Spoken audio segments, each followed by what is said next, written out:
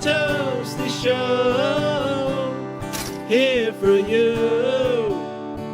Dennis and Adam joke about orgasms and sweet movie reviews. We talk about TV too, right? I think so. Yeah? Yeah. Yeah! Movie toast.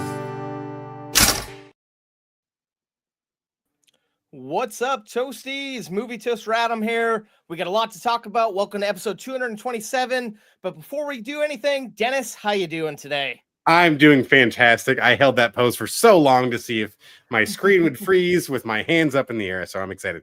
It did. You succeeded. I'm pumped. Yeah. Oh, I don't know why. right, Every time I'm so excited to get back into the game with you, man. So I'm with you. I know Oh, you've man. got a lot ahead, but We do. You've enjoyed some good flicks this week. That's for 2 sure. weeks. Yeah. We've had the conclusion of the holiday season. I know it's kind of there's a little bit of I like how you say that, the holiday season, because we're now actually getting into the real holiday season. You're right, exactly. You're right. The actual like 4 coming holiday season, but the yeah, previous movie holiday season. Yes, it's a lot of horror back to back that we were Val and I were talking. And now about we're going today. into a lot of bullshit, prestigious. This is going to be awards contender bullshit talk, which some of that's going to come up today. Yes, in this episode. That it is for sure. But we can't do that right away, Dennis. Because we got to do that sweet, sweet thing that we always do first. That's right. The thing we like to go. News. Gather round, folks, it's time for the scoop. Tune your ears in, let's join the loop. I miss doing my little finger wag dance. I envision you're doing it. Folks, we're talking because Dennis's video is a little laggy, but it's better than just an avatar if you're watching. Or if you're listening, that's why I'm telling you what's happening here. Yes. But yes. So I imagine Dennis was dancing. Anytime there's music, Dennis is dancing, and I'm taking a sip of water or Red Bull because I'm parched. And right before we go on, I'm always like, I get cotton mouth or I get like a lot of phlegm. I don't know what's wrong with my body, but we're here to talk about news. Dennis. That's right. Movie news.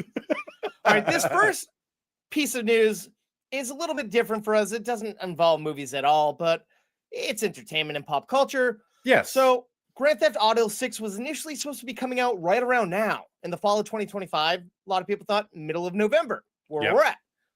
But the game's release date was swiftly pushed back to May of 2026. And sadly for fans, Rockstar just pushed it back again to November 19th, 2026. I want to know what you're thinking about this, Dennis. So that's what the kind of crazy thing about this. I love IGN did a fun red carpet coverage for the cast of Stranger Things, and they talked to a couple of the cast members about this game. And one of them had discussed, I was 11 years old when Grand Theft Auto 5 came out. I am now an adult when Grand Theft Auto 6 is coming out. That is how much time they take to make these games. Yes. Almost as much time as it was to get to the end of that series. Yeah, exactly. Yeah. So, yes, they spend a lot of time. Unfortunately, some of their business practices, as we've seen in recent news headlines, not so great. That is very unfortunate, especially giving the pedigree of this franchise, what we expect of this. And they've already put the work in. At the end of the day, though, this is a juggernaut of a moneymaker. Yes. This will make more money than any movie I'm sorry. This will make more money than almost every movie released that year combined. 100%. That is that just weekend that this comes out. Whatever movies are coming out that weekend are probably going to take a dip in the box office because people are going to be playing this game. Yes. That whole weekend. And honestly, I've never played a Grand Theft Auto game, and I realized I love Simpsons Hit and Run. I'm like, this is just a more adult version. Like, and watching the trailer for this one, it's not even like you say more adult version. It's not really even a more adult version. Like, I get that, but I mean, it's a more realistic. Not you're not in Springfield and characters we know and love. Sure. Yeah. But it's like, why have I never? This trailer. I'm like, all this talk for years. Everyone Grand Theft Auto this and that. I love open world things. Why not? I want to play this, but it's like, will we ever? I don't know. But it's like, thank God that they're doing this, because we don't want another cyberpunk situation where they put it out, the game's not ready, a lot of patches, a lot of issues left and right. You say that, but then now I will say Cyberpunk is one of the most rock solid things you can play. And I will attest to it is a fantastic, that game is fantastic.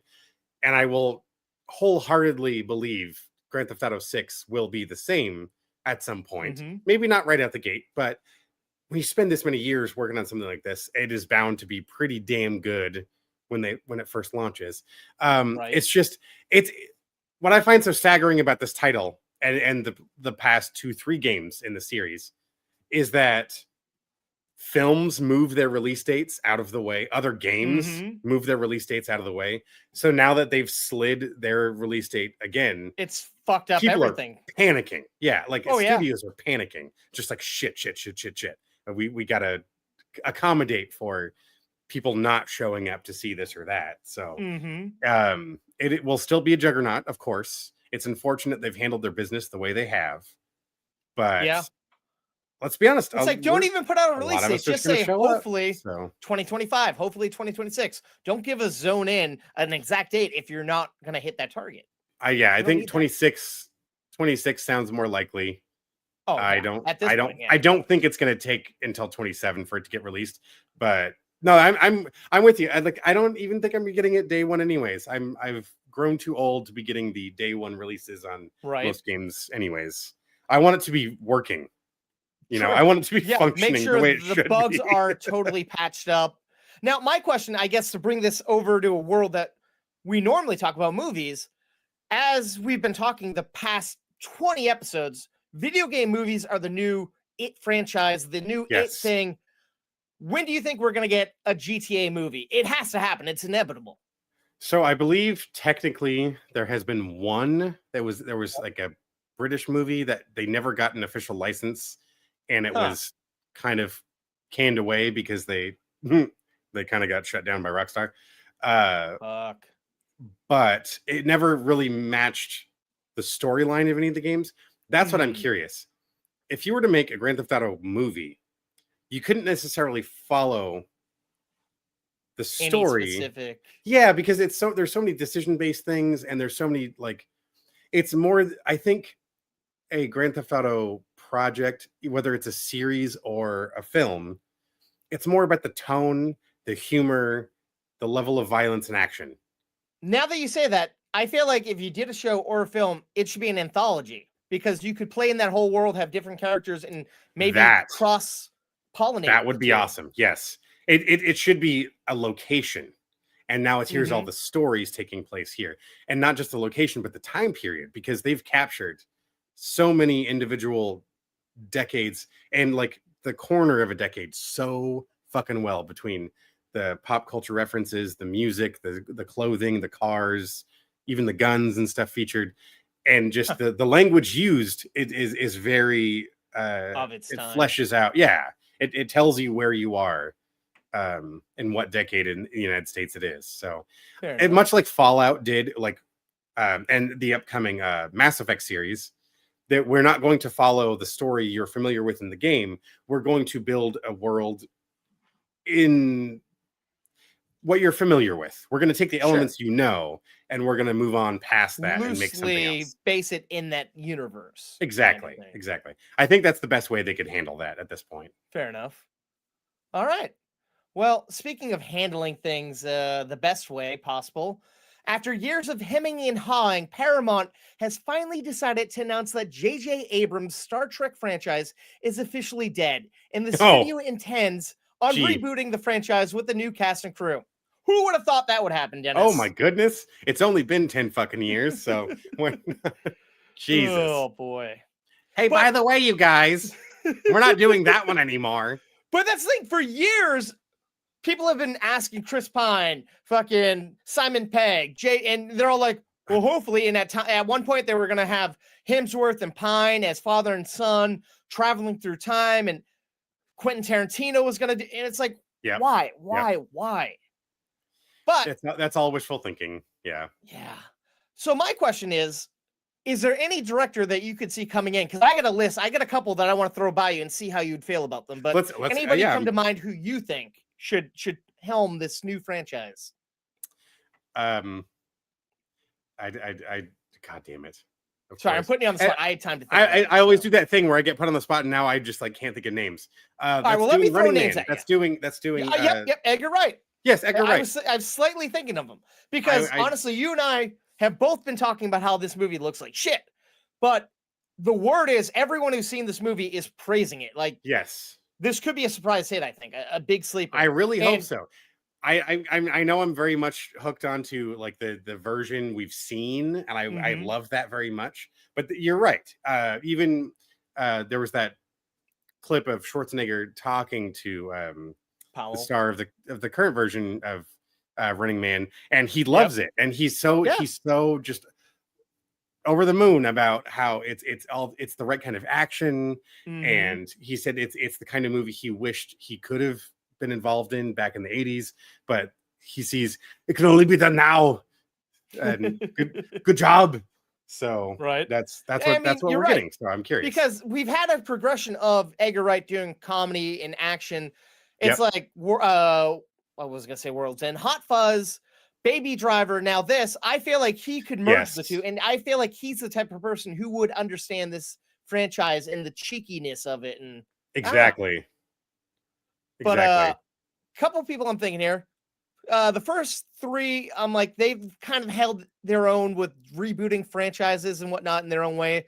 Noah Hawley, he just did Alien Earth. He's done Fargo. Oh, yes. I feel like he could do pretty decent here. That's someone that knows a franchise like where the audience is coming from.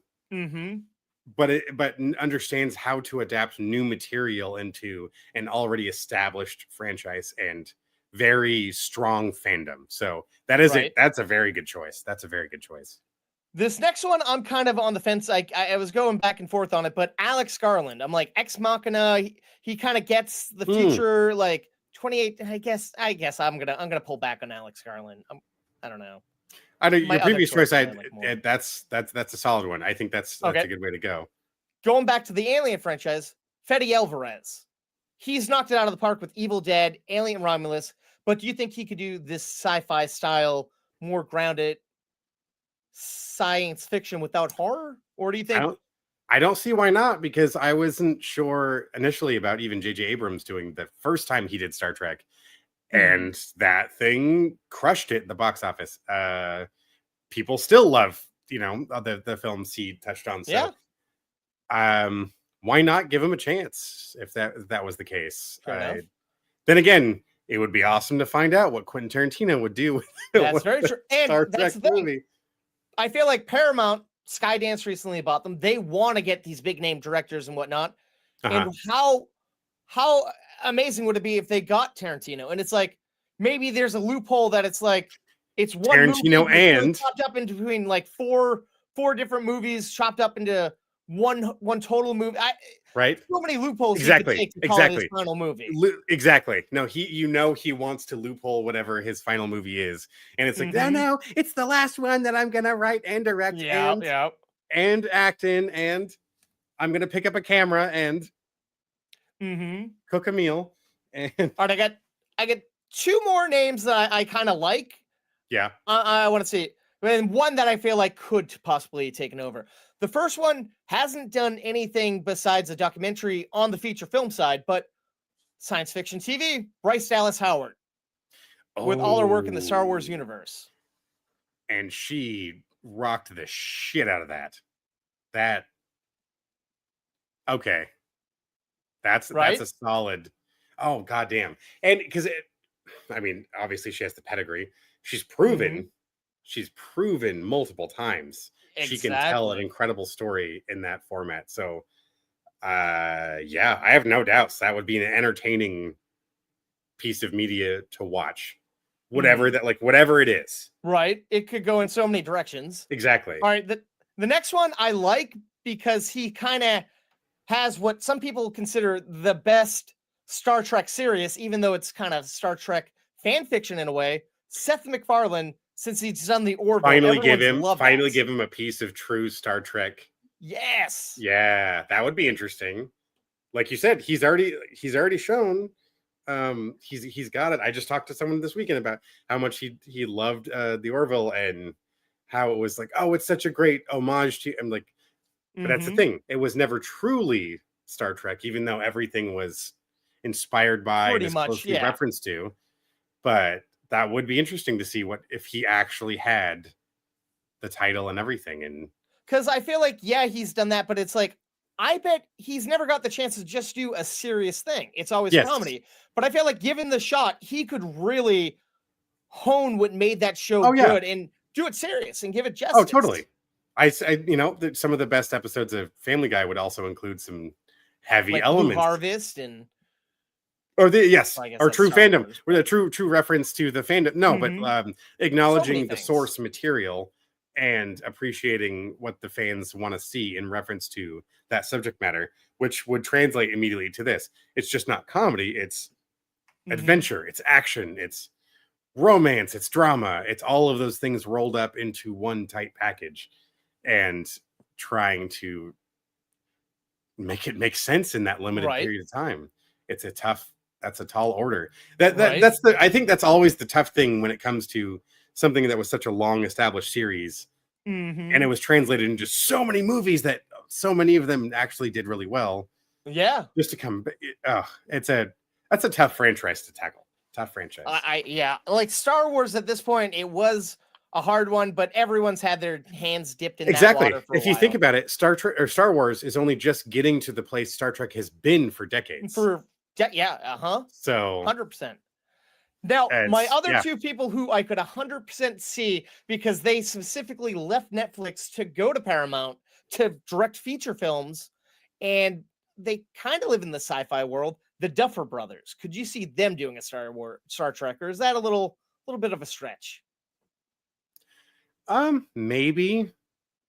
Like I feel like they might see it out of all these people. I feel like they might hone in very close on a smaller handful of characters, or like I don't know, like instead of the whole the main deck of the crew, it's gonna end up being about two of them rather than all right. Well, everyone. Well, this is kind of my next question I was going to ask. Sorry, I didn't mean to cut you off. But do you think we should do our whole Spock and Kirk, or maybe its own new thing, or do a new rebooted feature version of Deep Space Nine, or Next Generation? Jesus. See, I don't know the lore deep enough. I know there's huge jumps in time, like hundreds of years. Between some of these. So, but do you want to see the same story, or do you want to see something slightly different, or just keep what works? I don't know. How to keep this franchise fresh after like 50, 60 years? I've always favored Star Wars, so I don't quite know. I'm with you. Well enough. Honestly, I've never gave a fuck about Star Trek. Only Star Trek I've liked is fucking JJ's, and that's not much. I like the classic series and oh my god, the Picard series. Oh my god, I think that's Next Generation. Next Generation, yes. Next Generation was cool to me as a kid. And then a handful of the movies, but never beyond that. Fair enough. It's been hopefully we'll find out sometime soon, I guess. But moving on, a movie franchise that you love and that you hate, Dennis. Last year we got the Amazon remake of Roadhouse starring Jake Johnson, directed by Doug Liman. Jake Gyllenhaal. And as you recall, this was supposed to get a theatrical release, and they said, nah, we're just going to push it onto Prime. And Doug Liman lost his shit. And of course, the movie went on to be a huge success, and he's like, nope, not fucking doing that. And they've moved on. And they're using the director of Hardcore Henry and Nobody stepping in to take over this next one, starring Jake Gyllenhaal. But in a weird twist of fate or coincidence, I guess you could say, Doug Liman has attached himself to a direct sequel to the 80s original Roadhouse movie that was written by the original Roadhouse writer. Fuck? So apparently the original writer now has the rights back in his name. Oh my God. And he's written this script. And so it's called I got my notes here. It's called Roadhouse Dylan, and it's gonna be a sequel follow-up where we're following Patrick Swayze's son, and it's like, what? Do you see a world at where this we point, can have these Patrick Swayze's son would be like 45 fucking years old. Not Anyway, Patrick Swayze. Yeah. And you can get anybody at that point. Right? But exactly. Oh my God. Do you have faith God. that this could happen? I don't know. It seems so wacky these days. Anything's possible, but I don't know. Holy shit. That's fucking wild. I don't, right? To be honest, both films should just be stopped in their place right now. I don't need to exist. There's one Roadhouse. That's all I'm going to acknowledge. Just like all the obnoxious old Star Wars fans would say about Star Wars. No, there's one Roadhouse, and that's all I'm going to care about. There's one Dalton, right? Fuck, I started a Daggerheart campaign at my cousin's house. I framed my character around him because I thought it would be so funny, and it ended up being hilarious. Like, it worked out perfect for our campaign. It's just leave it alone. Some of these gems, you just got to let them be what they are. So I don't. But how ballsy is it for a director to be like, all right, fuck you. I'm not doing that movie that you want me to do. I'm going to do something that supersedes it. In fact, it's like, is he burning bridges, or has that ever happened before? Is there another series or another character? Like, is there another established character that someone else was just like, fuck it, I'm going to make another one, and we're just going to fuck off? I mean, the only thing I could think would be the Mark Hamill Child's Play movie, but that wasn't like a fuck you and I'm spinning off doing it. That was its own. Someone owned that, and then it wasn't Chucky, the same series is still happening director. In movies. No, it wasn't Don Mancini. No. You know, like that's. I feel like this is unprecedented. Like, this is pretty fascinating, actually. And Doug Liman is like a pretty good director with like a lot of things under his belt. So it's like, what is it like? I'm talking Edge of Tomorrow, Born Identity, Mr. and Mrs. Smith, like Swingers. What is it about Roadhouse that you're so hell-bent on possibly blowing up your whole career and pissing off the industry? Well, you can't even say he fucked it up once because he already that movie did well enough. Yeah. But it sucked. Oh my God. I don't, man, this is one I don't understand. As upset as I got about The Running Man. Yep. This is worse. I'm still willing to watch Running Man. Yes. Another Roadhouse? Jesus Christ. Like, I could see, all right, the only way I could see this possibly working is if Swayze was still alive and coming back to reprise his character. But that's not happening. Or are we doing a CG or AI? No. It's going to be a fucking Jedi Force ghost. And that's like, yeah. No. All right, let's move on. I can't, man. I can't do it. All right, this one. So Ryan Reynolds is producing and starring in a remake of the 1974 Clint Eastwood Jeff Bridges heist film Thunderbolt and Lightfoot. Is this one you're familiar with? I'm not. Not as much. I might have seen it once, but it's been a long time if I had. So is this the one that ends in a church or something? I don't know, but from what I've read, it sounds like it's, of course, classic story. Khan wants to get out of the game, but he has to do one last heist, and shit gets out of control. And it's like, I'm happy Ryan Reynolds is trying something different than just let's live in the Deadpool world. But is he on the caliber of a Clint Eastwood? Not in my opinion. Yeah, no, that's a very different vibe. I think the even truer question is there even a Clint Eastwood around right now? I don't think there is. I don't think there is an equivalent to someone who has that artistic pedigree and can command everyone. Like, and how many years he was in the Westerns? He was in the crime kind of cop procedurals. He's directed. Like, this man has found a way to stay relevant in the industry for like 50, 60 years. I was going to say virtually every decade he's been a professional actor. Yeah, no, that's what's fucking wild. No, I mean, best of luck, Ryan. Sure. Go get it, man. Yeah, and apparently His editor from Deadpool and Wolverine is going to be making his directorial debut doing this. And apparently he's also working with the writers coming up with the story. Okay.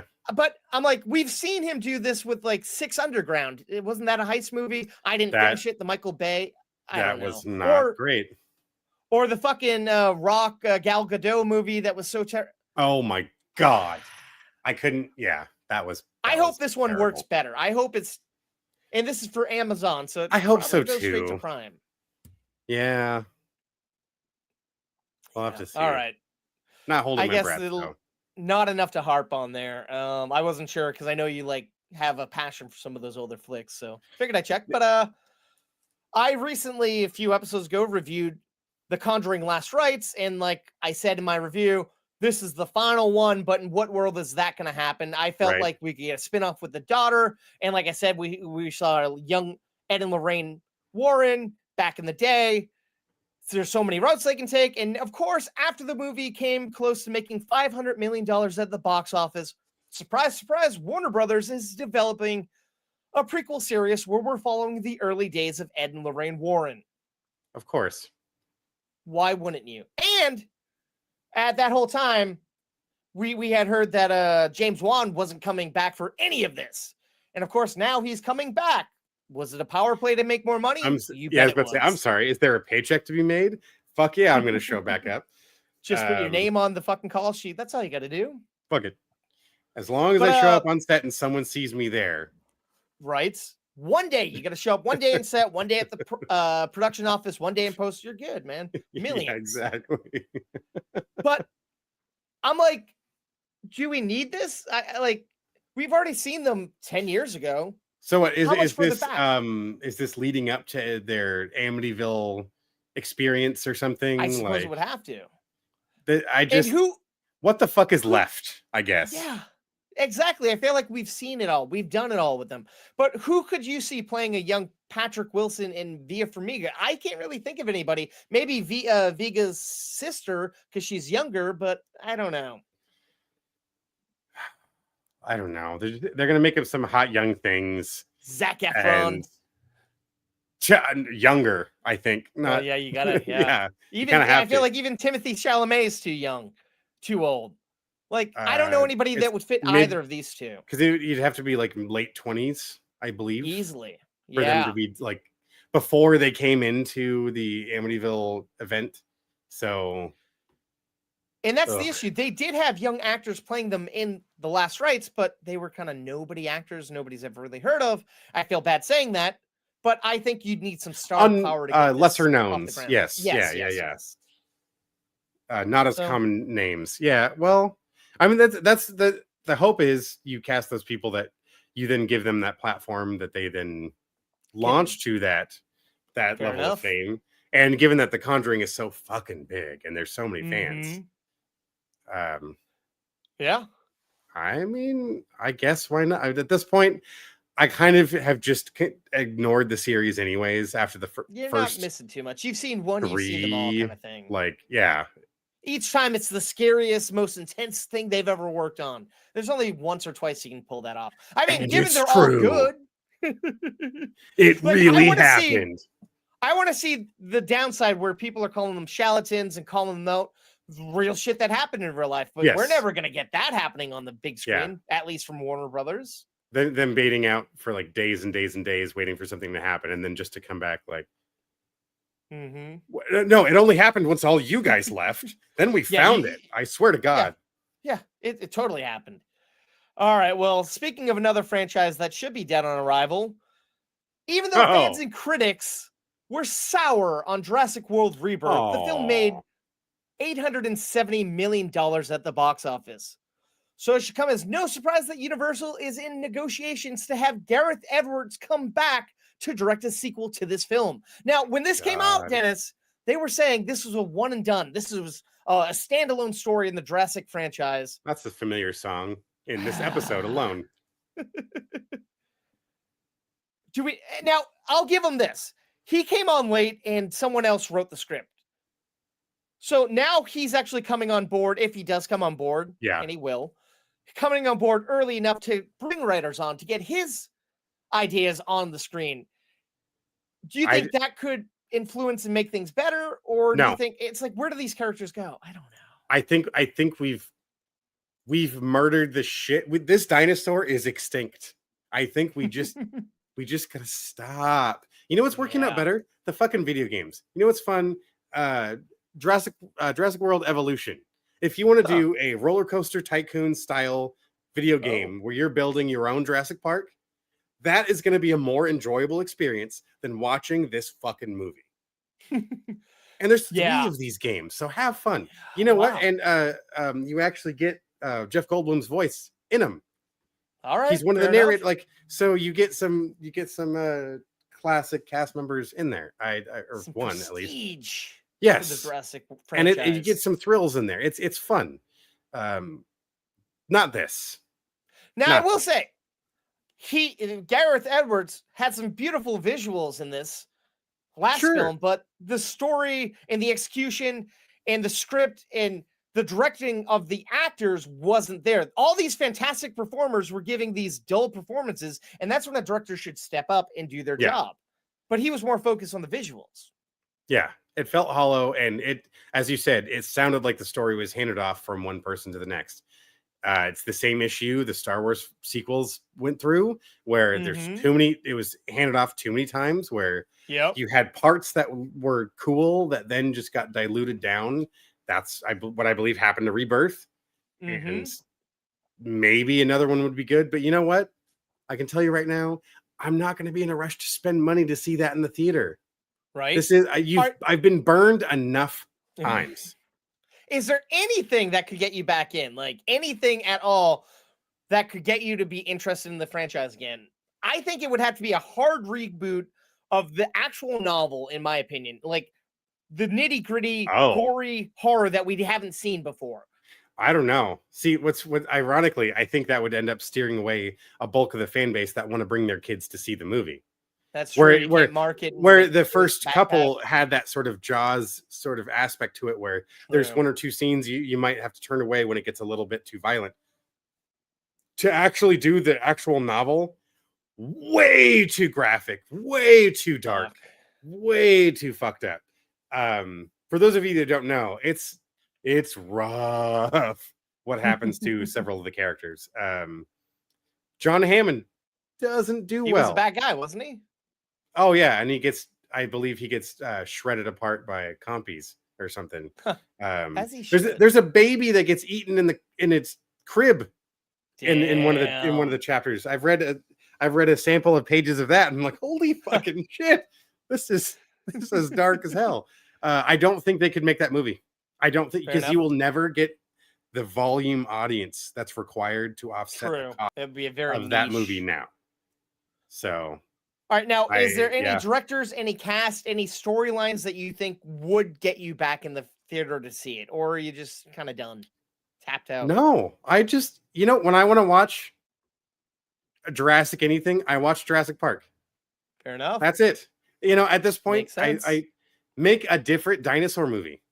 If you want to make a dinosaur movie. I don't like, other people are trying it. There's that, what's that Vietnam War dinosaur movie? Primitive War, which I can't wait to see. I wanted to see, but it was like $20 a ticket. And I'm like, fuck that. That's what I mean. It looks cool. It looks innovative. Yeah. I'm intrigued by it. Incorporate it in other places. What is it? I believe even 65. I didn't like 65 starring Adam Driver, but I appreciated what they did. A sci-fi dinosaur movie. Why not? In that line, you know what I would see if you want to adapt something, if it needs to be a pre-existing title or feature, we're back a dinosaur story. I want to see a fucking Turok movie. That would be badass. Ooh, that'd be badass. And like we said, video game franchises are the new comic book movie. Why haven't we got that yet? That'd be fantastic. Let's get some Bowie knife wielding, laser bow and arrow shooting Native American dude that travels through time and space, and all of a sudden he's battling fucking cybernetically enhanced dinosaurs on another planet. Oh, let's do it, dude. That sells itself right there, man. Fuck yeah. All right, well, since we're talking about video game movies, kind of, Paramount has put together a dream team of creatives to bring Call of Duty to the big screen. Have you heard anything about this yet? I have. I'm Okay, excited all right. about one name, and Fair I'm enough. I'm a little worried Not about as another much the name. other. Yeah. I'm assuming you're excited for Taylor Sheridan writing, Yes. right? Hell or High Water, Sicario, with no remorse or with remorse, God, without but remorse. not You were as close. excited. Yeah, sorry. Without and I have it written in front of me too, but I'm trying not to read. Peter Berg is probably where you're dragging your foot a little bit, right? Yeah, because I don't want Marky Mark to be fucking That's the playing thing. His last 5 so movies have been Mark Wahlberg. yes. Fine, but come on. That's kind of the joke is I've seen online several times like, oh my god, Mark Wahlberg is gonna play Soap, isn't he? They're gonna put the fucking mutton chops and he's not gonna be British and we're all gonna be let down because one of our favorite characters from this franchise is gonna be diluted to be this average action guy when really Taylor Sheridan, as we've seen with Sicario and Hell or High Water, I think are the best examples of what as close as we could be for Call of Duty. Yeah. I don't know, man. This is oof. Now, I don't know. I will say I'll give Berg the fact that he did The Kingdom back in I want to say 2006. That was good. Yes, Lone that was Survivor. cool. Lone Survivor was fantastic. Lone Survivor was good too. Yes. But then he also did Battleship starring Rihanna. Yep. That's what scares me is the fact that it is a Call of Duty title. Is that going to be diluted too much? But if Taylor Sheridan's attached, it's like, wait a minute, And that guy doesn't right? half-ass anything. Like that guy is going to go balls out on trying to make it as rich a story, and especially a subject matter like this. The action is going to be not just action, but intense visual. And thoroughly involved with the storyline too. That will be a part of telling the story. That's why I think Sicario is still such a kick-ass. It's such an amazing action film. Now, I would hope it gets that sort of treatment, but because it has such a huge dedicated fan base that has spanned decades now, I just don't know. I don't know how that but you've said we've seen a lot of positive results with a lot of video game franchises. There's been a few mediocre ones. We are far away from it always being deemed the worst of the worst. This is no Uwe Ball, situation here, clearly. But the interesting thing, I don't know if we talked about this the last time we mentioned that this movie was greenlit. At one point in time, Spielberg wanted to make a Call of Duty game, and they turned him down. But Peter Berg, sure.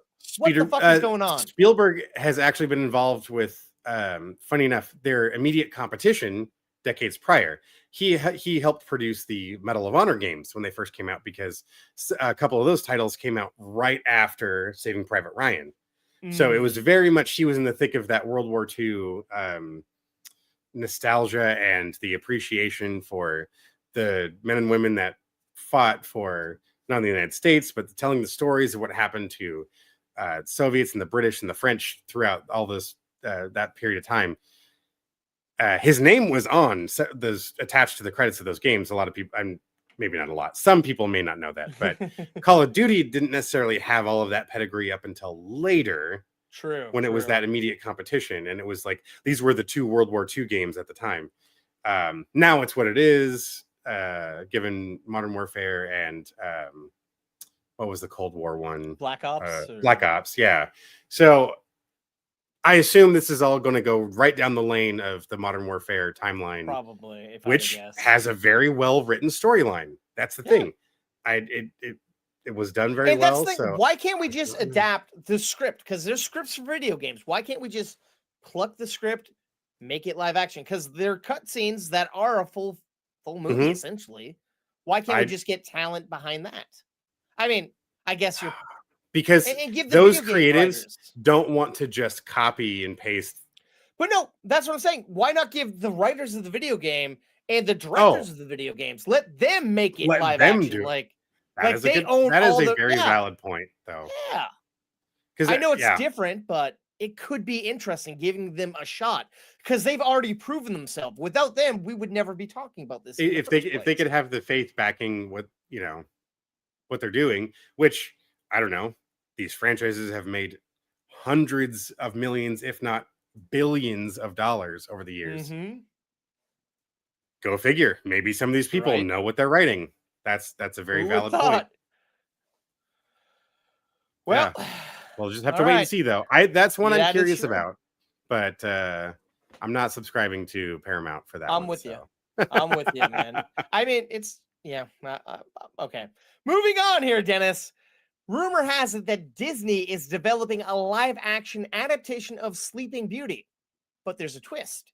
Instead of taking place in 14th century France, it'll take place in Mexico. I had some Okay. thoughts about this, and then I really thought about it a little more. I'm like, why not? We've seen all these Gothic, French, and English movies, and unfortunately, we haven't seen that Latino or whatnot flair. And Disney Yeah. did very well with Encanto. And why can't we have young Mexican girls looking up to someone, being like, "That's my princess"? Why not? Yeah. I don't know. How would you feel No, about that? I'm with you there. Yeah, I don't have a problem with that, especially when there is a rich history and culture there. It's not like you'd have to, it wouldn't be a stretch. Why not? Hell yeah. I'd Because I'd at watch first I'm that. like, why would you do that? But then I'm like, we've seen the other story a million times. Like, Exactly. We've seen that setting a million mhm. times. Every live action princess movie is essentially that setting, and this landscape of Mexico in that time period will be so very vastly different and lush with like colonial Mexico. landscape and Yeah, stuff. that would be interesting. I'm on board. Why not? Fair enough. Um, Now, anybody you can yeah. see coming in, like I don't unfortunately know many. This is the talent. issue we keep coming back with. There isn't enough young talent in that age demographic that I could just be, it's this. But what I like what you were saying earlier is maybe we find someone on the up and up that can then use this as a launching pad to become something bigger. That would be Sure. nice. Like we used to do, and then when we grew up in the 90s, that used to be how it was done. Mm-hmm. Take the risk, give someone a shot. Right? Yeah. Because unfortunately, whoever we're thinking of now, By the especially time if they're this only hits developing production. they're almost getting pushed out into the next age group that it's not going to quite Mhm. apply anymore to this particular story. So Yeah. I don't know. I'm intrigued though. I'm happy to see they're taking chances. Did I like what they did with Snow White? Not 100%, but I still didn't hate the movie like everyone else. And I thought it had some good music. It had some good changes it made, but this could be a change that works better than let's make the 7 dwarfs magical creatures in the forest and have actual dwarfs in the film, but they're not our main character. I don't know. This at least hits a new demographic and adds to the story, I think, which is nice. Yeah. I'm on board. I would check it out. I'm with you. All right. Up next, New Line Cinema and Warner Brothers have announced an animated live-action hybrid Hello Kitty movie to come out on July 21st, 2028. I don't know too much about Hello Kitty, but I'm slightly intrigued. Haven't they talked about a feature, like a theatrically released feature film many, many times? Uh-huh. This is the first time we have a concrete release date. Like an actual release date. Oh, well, okay. Yeah. But taking some beloved IP that I don't know if you're like me. I know Hello Kitty, the character, but I don't know Hello Kitty. Like, I know the fact that Hello Kitty is essentially a person in a cat costume, but most people think, oh, she's a cat. No, not really. But oh shit. See, I didn't even know that much. It's a weird little fact. Some reason lives rent-free in my brain. But are we wasting it on the Alvin and the Chipmunks of it all? I feel like if we're gonna bring this into American culture, why not give it the animation that it deserves and have it live on a canvas of an animated film opposed to this bullshit? Why should we force Scooby-Doo? Yeah. Well, like that's a great example. That would be like making a Scooby-Doo, like a Scrappy-Doo movie right now. I'm like, who the fuck is Scrappy-Doo? No, we know, but trying to force a new generation to invest in a character that's only loosely related to what they know. Whereas, same thing, even the format, we know Hello Kitty as the products and things that we see now. Yeah. Not a hybrid live action fucking character that's whatever this is going to be. I just See, you're also informing me of something new. I had no idea this was a person. But I don't know how that even works. I don't know, because there's all these other creatures. Are they all I in did used to characters? know Are they the all, name of I that, don't know. the penguin-looking thing and the frog-looking thing, but I forget what they're called now. So that's I know they all not got even a cool fact. names. Actually, that's not even worth mentioning. So that was a waste of time and breath. Um, I'm now looking this up and seeing if the I'm other wrong or whatnot, Sanrio stuff. or trying to Yeah. get some type of explanation. I don't know. I'm not getting anything here. I could Yeah. totally be wrong, so I apologize. Either way, I'm intrigued. I feel like this could be cool and a new franchise that kids could latch onto, maybe. Look, let's be Or it honest. could- Hello Kitty is the name of anything. It's going to make money. Yeah, It was just a matter It of prints time money. whether someone was willing to throw enough money into it to make it look good enough so that they could turn out a multi-million-dollar fan base to show up, and at least for the first 3 weeks of it being in the box office, just make all of their money back and then some. Which, again, as soon as you put that name on it and as soon as they make it look pretty enough in the trailer, people will show up, even if it's a terrible movie, as we've seen with certain dinosaur themed films we've recently discussed. It doesn't matter what the movie is anymore. You just put the shit in there, people will show up. Right. Okay, I just got it. All right, I said, is Hello Kitty a girl? And it says, yes, Hello Kitty is female. The character official backstory from the creators, Sanrio, states that her full name is Kitty White, and she's a little girl who lives in the suburbs of London with her twin sister, Mimi. Of course. Despite her name and cat-like features, the company has clarified that she is a human character and not actually a cat. That doesn't really clarify anything, but I'm happy to know I'm not crazy. What the fuck? Okay. Like, I want clarifications on why this is, like, I don't know. Maybe I shouldn't ask questions. That's wild. Now right? Dennis is toasting so hard that his internet connection is having a hard time keeping up. True. I'm just so enraged by finding out you're not a person. You're a kitty. Jordan, hello to you. Oh my god. I just yeah.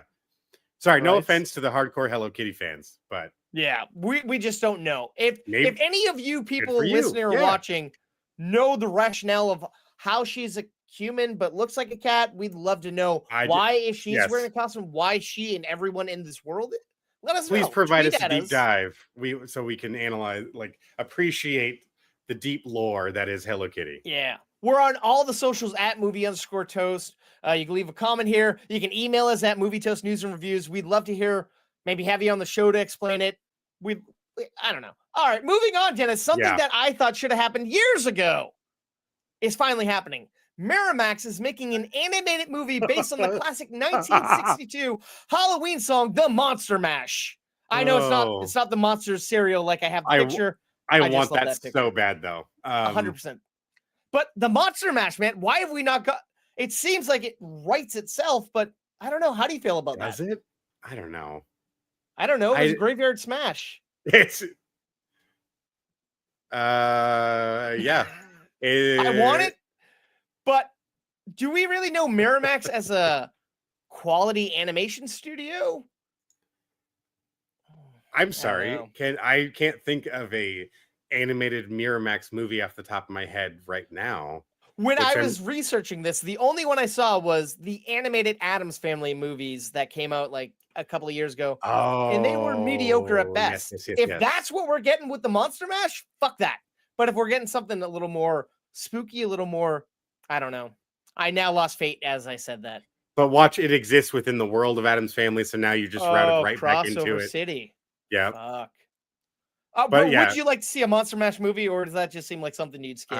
No, I want to see the Monster cereal movie. That's what I want, more excited. Honestly, I would be more excited to see why Frankenberry and Count Chocula are hanging out. And what the fuck does Boo Berry have anything to do with those guys? Don't forget Fruit Brute or Camilla Apple. Camilla. Those are the deep cuts that we don't get them every year. We don't. All right. No, I've had a lot of cereal at them. Girls don't belong in our cereal boxes. It's funny. I told you I have like a a coworker finally at work. I was riding solo for a bit, but we're talking, and I'm like, "Yeah, I got some Crocs. I got Shrek Crocs, and I got Count Chocula." And he's like, "What's Count Chocula?" I'm like, "It's a cereal character around Halloween. It's his Sweet chocolate." summer child. And then I said something. He's like, "I'm like, and then there's spinoffs like Boo Berry and Frankenberry." He's like, "Oh, I've heard of Frankenberry." I'm like, "The fuck have you heard of Frankenberry, but you never heard Not of the Count rest of the Chocula?" gang. Are you kidding me? It blew my mind, Educate man. yourself. This is American culture right here.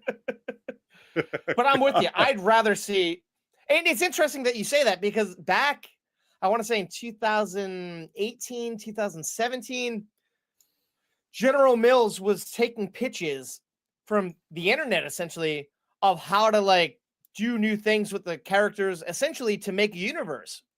And I was like, I wish I was clever enough to think. Honestly, that comes if anybody knows me, I have this short film, which was actually the background of episode 226, Count Cocaine, was based upon. I'm like, how can I make a fucked up version of Count Chocula? I'll put the Count with cocaine. It doesn't matter. Anyways, yeah, I want the cereal monster Classic movie pairing. universe. Yeah. Yeah. No. I'm with you. I would rather see this than Monster Mash. I'm with you. But I think we might both agree on this next one. I could be wrong. Rumor has it that Nintendo. I'm going to take that again. Rumor has it that Nintendo is ramping up their own cinematic universe, building up to a Super Smash Bros. Event film that will rival the Avengers team up. They're apparently going to start releasing more movies consistently rather than taking a 3-year gap. Oh, and okay. It should come as no surprise that after The Legend of Zelda, which just started production, they plan on making a Princess Peach solo movie, a Donkey Kong film, and a Luigi's Mansion. I feel like all of that we makes only sense. need 27 more movies before we Right? can complete the lead up to a Smash Brothers movie. And then all the different franchises, like we got Pokemon in there, we got fucking Pac-Man, Metroid. Sonic, Metroid would be a badass movie. Street Fighter. It's like, I mean, it's been done. Kirby. In Wreck-It Ralph, we had all these different characters coming in, but and then how are we going to work in Zelda? It's a live action movie, but are we going to have that cast come in to do the voice? What would a Smash Brothers movie be like in your thoughts? I think, to be honest, I like a lot of these comic book superhero movies. It should just kind of be its own thing. Don't try to force I like Jordan. Jordan in the chat is saying that there should be a master hand post-credits. Oh my God. Actually, that would be cool. Love that. That's the lead-in. No, you nailed it, dude. No, that would be the lead-in to the he's like the teaser Thanos of the universe and all. Right? Yeah. It's like Hyrule is finally calm. Link is just, he's napping out in a fucking field. And then all of a sudden this hand fucking comes out of space and just scoops him up and throws him back into the stars, just to find out he's joined the dimension with Mario and Donkey Kong and everyone else. No, that would be badass. You know, I was kind of like, I want to see it, but I just can't, my brain can't function. It's like so many properties coming together, which would exactly. And there's properties that as Americans we're not nearly as familiar with. What's Ness? What's the one he's from? Yep. Not Harvest Moon. I know what's what the you're game talking called? about. They were Japanese release games that never came to the US, or we only got one of them or something. Same with Earthbound. Earthbound. Yes, thank you. Yeah. And then you have Marth and Roy and all those guys from that series, which I believe same thing that we didn't not Chrono Trigger. Regardless, we didn't get the first couple, I believe. We only got the later ones. Yeah. Yeah, and Fire Emblem, Fire Emblem, yes, thank you. But then does that mean we're getting an F-Zero movie, a Kirby movie? Like, there's so many possibilities that, like, I don't want them to rush it. Take your time. I don't want to get bogged down with all of those, you know? F-Zero might look cool, but don't try to get me invested into what Captain Falcon's doing, and then now where you're throwing him in this.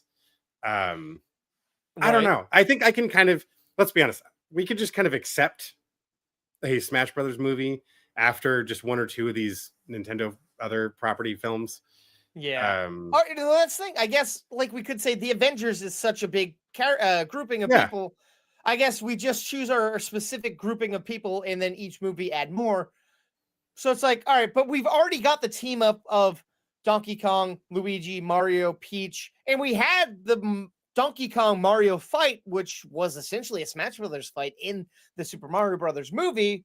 Don't short Bowser. I mean, That's true. That's very true. He's big battle. He's our big he's baddie. a classic. You got to get classic JB in there, man. Yeah. It's all the other stuff too, that the kind of out there things that you got to make Pokemon make sense. Mhm. You got to make Metroid make sense. You got to make Legend of Zelda make sense. And which like really you is, said, I don't how think do is a we stretch. get them all together? Yeah. I mean, it's possible. I mean, who knows how long they might have been developing this? And do you think it's lofty that after the success of one Mario movie, they're like, all right, we got this. We got the juice. It's like, let's kind of see where things go before we say we're doing this. Exactly. They've drawn out the other titles that, mind you, have done well in the box office. Sure. But it's not like they've drawn lines from one to the next. So we need a whole new Pokemon film franchise to make sense for this movie to exist. No. Yeah, Detective Pikachu isn't coming in this. Ryan Reynolds isn't coming over and being like, Pika Pika. Jordan says, I'd want to see a Smash Brothers movie where Bowser is under the control of Taboo. Who's Taboo? I'm not familiar. Yeah, I'm not familiar with Taboo here. myself either. I know Jordan can tell us, but I'm also looking. Oh wait, do you mean the board game? No, is there a video game? Yeah, don't say these 5 words. Because when I put words. it in, they're like board game. No. Oh, the Sixth Sense. Okay. Oh, the Sun. It's like a Sun character. Okay. Oh, Deep okay. Cut, NES. All right. Tarot card reading simulator. You never know. Whew. You never know. All right. All right. That's definitely a deep cut right there. But let's move over to another franchise that is beloved and getting apparently a new. Oh well, actually, Big Bad of Smash Brothers Wii. I played the game, didn't even know that. Thank you, Jordan. We should have Jordan on the show, man. He's like our one person that actually watches us live. I'm up for that. You got to get him on here sometime. All right, so moving on. Jennifer Lawrence and Emma Stone are developing a standalone Miss Piggy movie, which will be written by Cole Escola. And apparently the movie was conceived at the height of the Me Too movement and cancel culture. Apparently during the lockdown days, one of Jennifer Lawrence's friends was jokingly talking to her about how funny it would be if Miss Piggy got canceled. And apparently that could become a movie.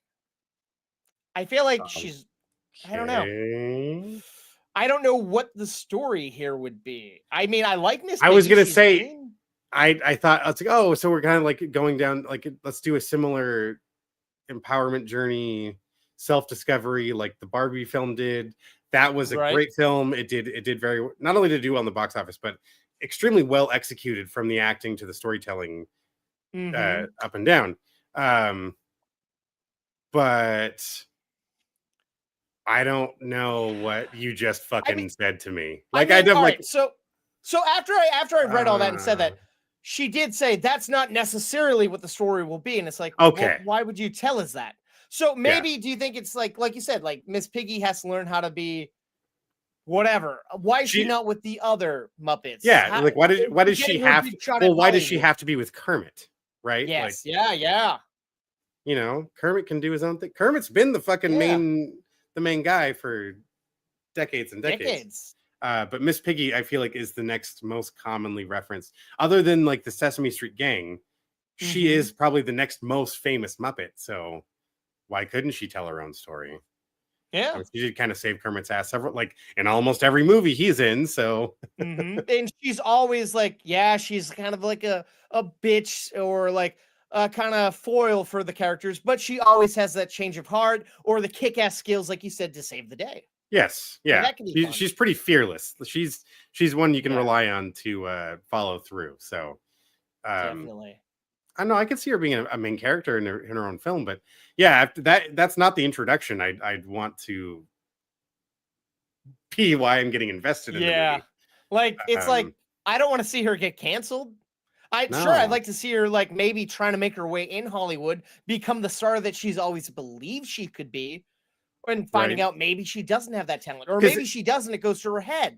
I like this idea of her being like, as a puppet animal character, she's kind of ageless, so she's trying to figure out how to keep existing in this current era. Yeah, when we're not appreciating it's all CG and stuff. Could it be super meta? Like, how do I survive in a CG world or an Right. She animated walks into a world? stage and it's all volume and like, where's the set? I'm like, no, this is the set. Right? We're gonna draw the rest in later. Don't worry about it. And she's like, this won't do. No, I can't do that high pitched. Now, is there any type of genre that you could see Miss Piggy thriving in? Like, I picture like maybe like a noir film. Like she could be that damsel in distress, could or see she that. could Well, be. Yeah. Oh, is it Muppets Take Manhattan or whatever? That's that was true, kind of that's like true, the Diamond yeah. Heist kind of Yeah. story. But if she was the main, if she was the center of character. Or what about like a She was a spy badass in that movie? one Like too, she gets so. like her own Charlie's Angels type of. I don't know. That's a little. But didn't hokey. the last Muppet live action movie kind of touch on a Oh, spy? yep. like They a- break out of jail and they yeah. Go See, that's the thing. everything's been They've done. covered a lot of ground. They've So gone to space. They've gone to You- Treasure Island. They've gone to Christmas Carol. And you can't just bring her into the real world and figuring out how to exist in the world, because that is the fucking Barbie movie. Yeah. So I would good luck. Yep. Jim Henson Company has thought of a lot of stories for that character that existed. So Fair enough. But I like the star power behind it. I mean, I love those Yeah. ladies. I don't really know Cola Scola much. I know that he wrote a very popular comedy over on Broadway. He's won a Tony. He's big in the LGBT plus community. And I feel like if anybody's going to nail writing Miss Piggy, it could be someone who probably has an affinity for her. So I feel like this could be a good team behind it. sure. But yeah. on the flip side, we were talking a couple of episodes ago that Seth Rogen was trying to reboot the Muppet Show. So it's like, Yep. are we But going to those get are two different I feel like those are worlds? independent entities at that point, right? They have Like, to be, right? yeah. I Okay. fond memories Mhm. of when they brought that show back in the 90s. Right? I don't know. Yeah. I feel like there should be separate things. Maybe try bringing the show back first. That's sorry for the Yes. background noise, folks. Bring the show back first and see where that gets us. But there's there's always going to be, I think, an appreciation for the True. Muppet Gang. But I'm happy to see it's not just like, here's Kermit, here's Fozzie Bear, here's Gonzo. It's like, all right, we're given a female forward character and someone who's always Mhm. been the forefront, who's always just been in the background, not in the background, but never got to shine as You're much right. as she wants to shine. Don't make her just a device. Don't make her a plot point. Yes. Make her an Yeah. actual, yeah. All right. Yeah. Well, Dennis, John Carpenter Oh. has not been quiet about the fact that he hates the Thing remake that came out a couple of years ago, probably like a decade ago at this point. He recently announced that he is developing a sequel to The Thing. However, he's not naive about this industry and he knows he might never see the light of day. But would you want to see a Carpenter produced and hopefully directed sequel to The Thing? If he's producing it, like if he's at the very least producing, but ideally He's directing. developing the story at least. And it is truly a sequel to the film that we all know and love.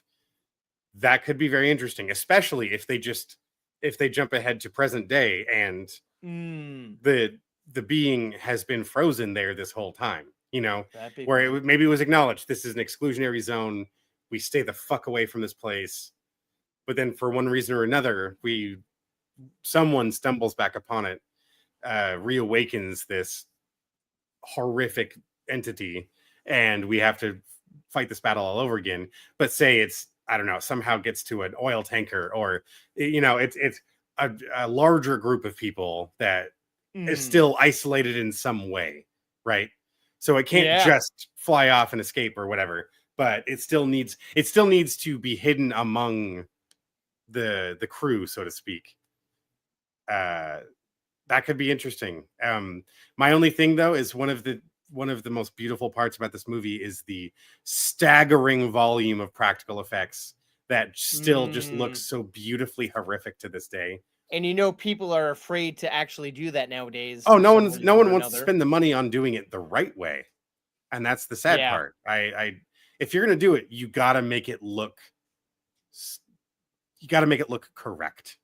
As ridiculous as that sounds, given this is a shape-shifting alien story, you got to do it where you need to fool the eye into believing this thing is real. And that's what made True that version of that movie so fucking terrifying. Even the original film, The Thing from Another Planet, was it James Arness played the original creature, and apparently his costume was so terrifying they had to cut all of the full body shots out of the film because they thought it was too scary in test screenings. And there's apparently almost no footage left as to what the suit looked like, other than the scene where they set it on fire and they do the full body burn. That's crazy. It is such a classically like a classic sci-fi horror film. It would be great if he could have all the reins and do it all that way. I just don't believe anyone wants to put enough money to make it the right way, the way it deserves. Because it could live just like that film. It could live on for decades if you did it the right way. But actually honored what they did before and replicate that in a modern day. That makes sense. Yeah, with modern methods. Would you see the 77-year-old director stepping out of, I wouldn't say retirement because he's been doing TV here and there, but his last film was in 2010, a movie called The Ward starring a young Amber Heard. And before that, his previous film was Ghost of Mars in 2001. Ghost of Mars. It's so... Do you think that he could come back and make him? It's been so long. I feel like he could, but he's getting kind of old and long in the tooth. But I mean, like we said, Clint Eastwood can still do it at 90 something. I'd say he's got him beat by decades. Yeah. I wouldn't sell him short. I mean, why not? The guy knows his stuff. So who's to say he shouldn't be able to, like, again, if you unhook the leash and just let everyone run, let them do what needs to be done, there could be a really good movie there. Do we need another sequel to another established franchise? Of course not, because The Thing is still a great movie. That's, as we just discussed in a lot of our Halloween coverage leading up to Halloween, that is in my lineup every year, and I watch it other parts of the year too. Yeah, man. I don't know. I want to get excited about it. I want to believe this. The studio producing it believes in it, and until I see a little bit of, till there's actual, they're shooting. There's footage. It's happening. Otherwise, but that's I would say I do respect a fully animated version. I would accept as well. Fair enough. Done in the right style. What style would you want to see animated wise? Would it be CG? Would it be hand drawn? Would it be anime? Would it be anime? A hybrid? I want to see even if it's like, but like in this like a westernized style anime, much like a Castlevania series on Netflix. Okay, yeah. I would watch the fuck out of that because you could. I remember enjoying the first Dead Space animated feature they released years and years ago. Now it's probably not aged quite as well, but take that risk. That would be fucking cool. I want to see, because there's no holds barred. You can do anything you want in that format. So that would probably be safer if it was animated. Fair enough. I like that. That could be really cool. And yeah, anybody could come in and direct. It wouldn't be as intensive as being on a set. I mean, it is intense making a movie, but for him to come in, he could do that from home, essentially.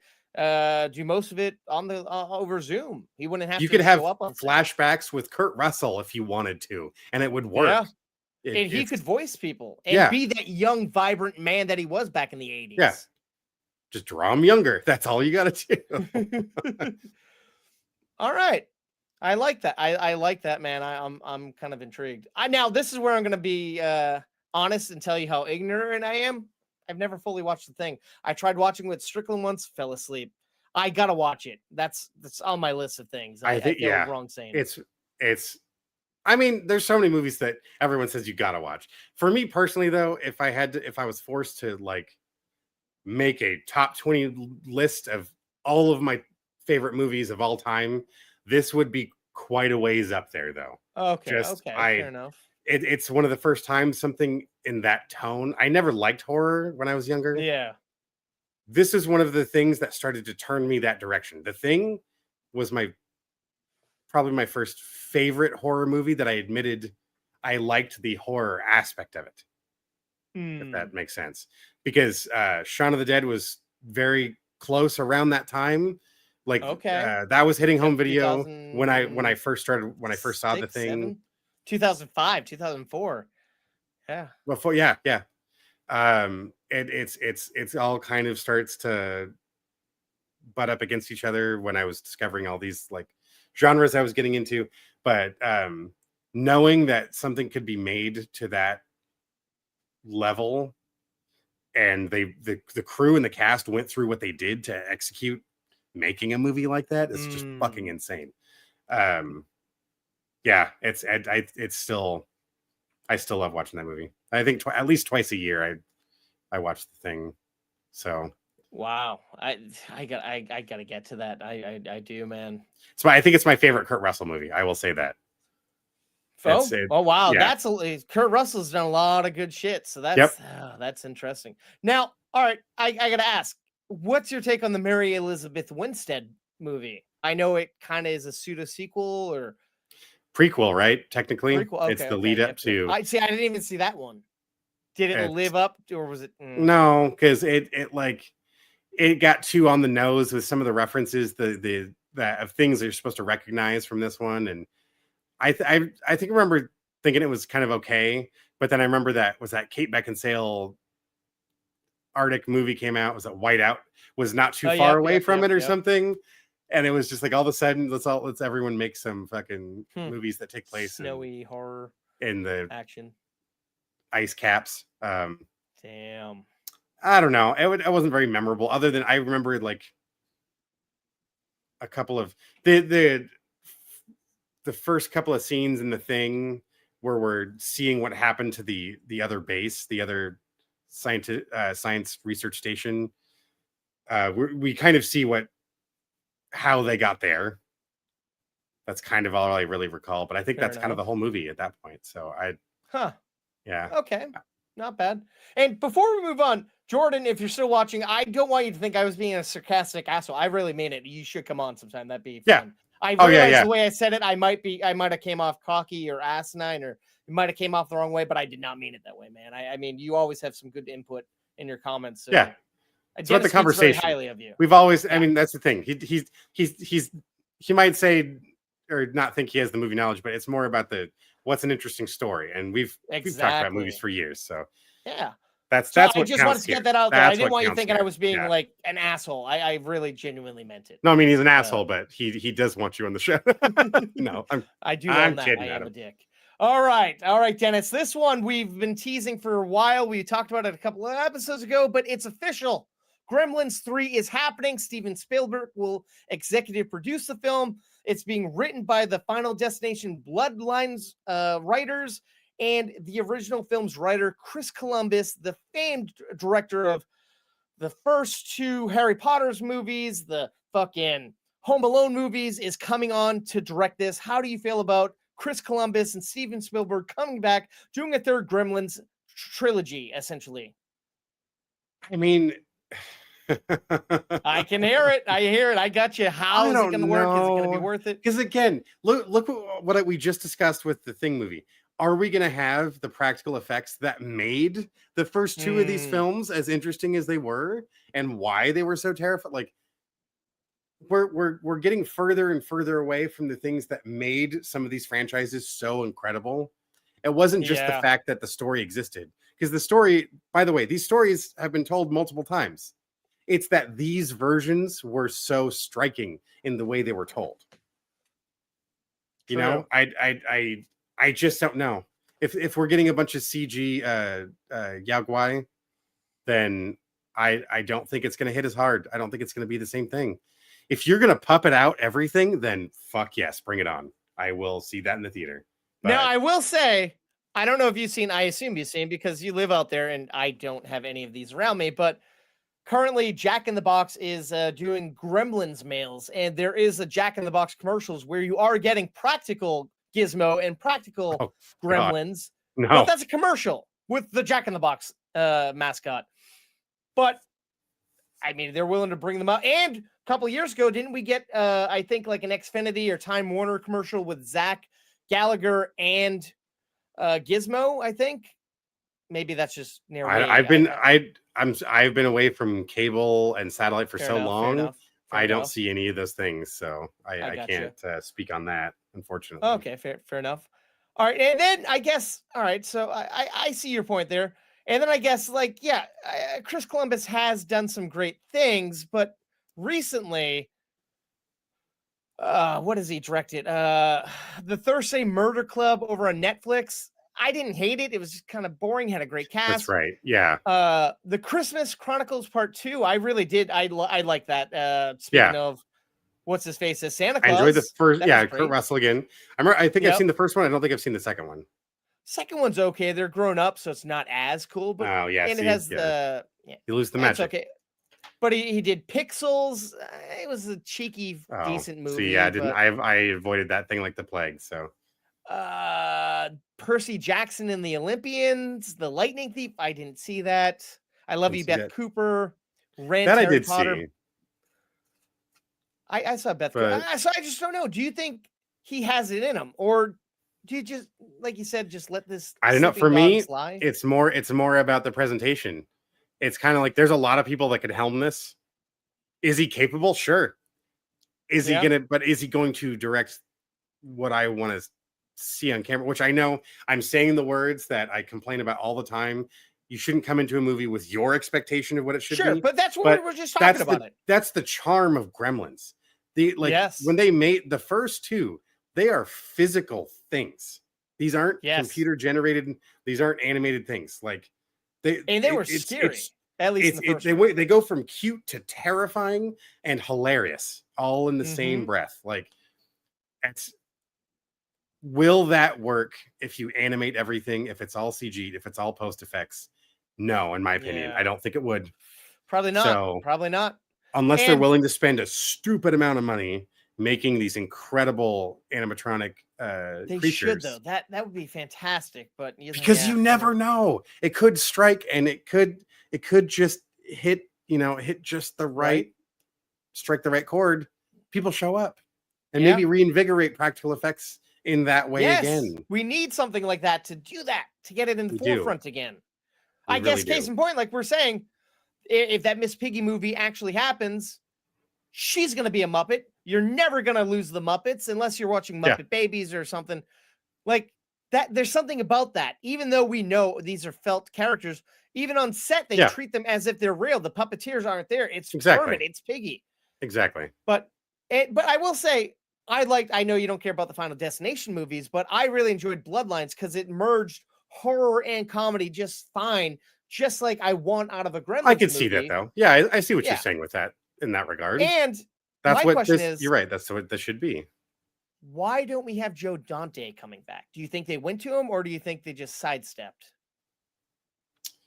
I think it's the more known names. I mean, not that he's unknown, but like you said, just like Bloodlines made the money it did. It did pretty decent. And well, I mean, Joe Dante as the director. Why didn't they bring him back? Since he did the first two, I believe. Like I said, sorry, I hit a weird button. I don't know. I think it's just it's weird. Recent memory familiarity, so to speak. We're dancing all around. I just want to try it. Sorry. It could be that simple. It's just not enough things that have just recently come out. So why should we go all the way back at that point? Yeah. Yeah, I don't know. Not that that's a good reason. Sure, but I got you. Yeah. I mean, I'm gonna see it, but I'm with you. If it's completely CG, because case in point, I was gonna say Spielberg. He'll keep it real. We just talked about Jurassic World Rebirth. That was very CG heavy. I liked Greyhound, but I mean, all of that was CG, other than the room Tom Hanks, the bridge of the boat he was on was the only real kind of space. So true. Yeah. All right. I don't know. Well, moving on here. I have a feeling I know which direction you're going after we talked about all these remakes and sequels and whatnot. Just one or two. It looks like we're getting a fourth entry into the Mummy franchise. David Cogshell will write the script. He recently wrote Mark Wahlberg's action family comedy, The Family Plan, and its soon to be released sequel. But this is being directed by Radio Silence, the people who brought us Ready or Not and the last 2 Scream movies. And of course, we're getting Brendan Fraser and Rachel Weisz back as Rick and Evie. How do you feel about this? Has too much time passed? Yeah. Yes. Moving on. No. Right. No, even the last one, like, it was cool, but it was such a break of like it wasn't really the I mean, yes, it was and it a wasn't even mummified Rachel Weisz corpse coming back in there. They had Yeah. Maria Bello playing her character. Yeah. I think. I don't know. Brendan, Like, where do you go with this? Rachel, Is you it guys have his- proven yourselves. Are you just collecting a check? Because But that's the thing. Brendan Fraser is kind of at the top of his game. He won an Academy Award. that's what I He's in a mean. new movie. It's like, He why? has nothing. He has Why is nothing to this- prove. Yeah. Is this? Is And- he taking a page out of Harrison Ford's playbook? True. This is just a fun, easy to take. Of course, I'm gonna be in a mummy movie again because fuck it. Why not? Yeah. It's all gonna be CG anyways. Throw me in the God, you're harness. right. I'll fucking dangle in front of the camera. It's fine. And I mean, I get there was CG in the previous films, but in the Not time to the it came extent out, that it they was would use now. revolutionary. Not yeah, exactly. Now it's just kind of it's like you said, it could be a volume set at this point. Yeah, And not the desert, not the vast landscape that we had before. exactly. Where at least there were practical aspects to the set, but this is Mm-hmm. then again, who knows? There's other cultures that incorporate mummification or preservation of ancestors. We could go wherever the fuck, but let's be honest, they want to go back to Egypt. That's where the 100%. series came from. So How do you know? I remember the third one looking kind of badass though. I liked Right? I don't remember. All I remember, what was it? Jet Li? That was it? something Or no, about a dragon, the something Dragon Tomb, right? Dragon Emperor. Tomb with the Dragon Emperor. Yeah. But I hear it seems like they're gonna rewrite and act as if that maybe never happened, seeing how we're getting Rachel Jesus. Then Weisz why is back. it 4? Then like Yeah. I'm so this is all of that shit is just getting so exhausting.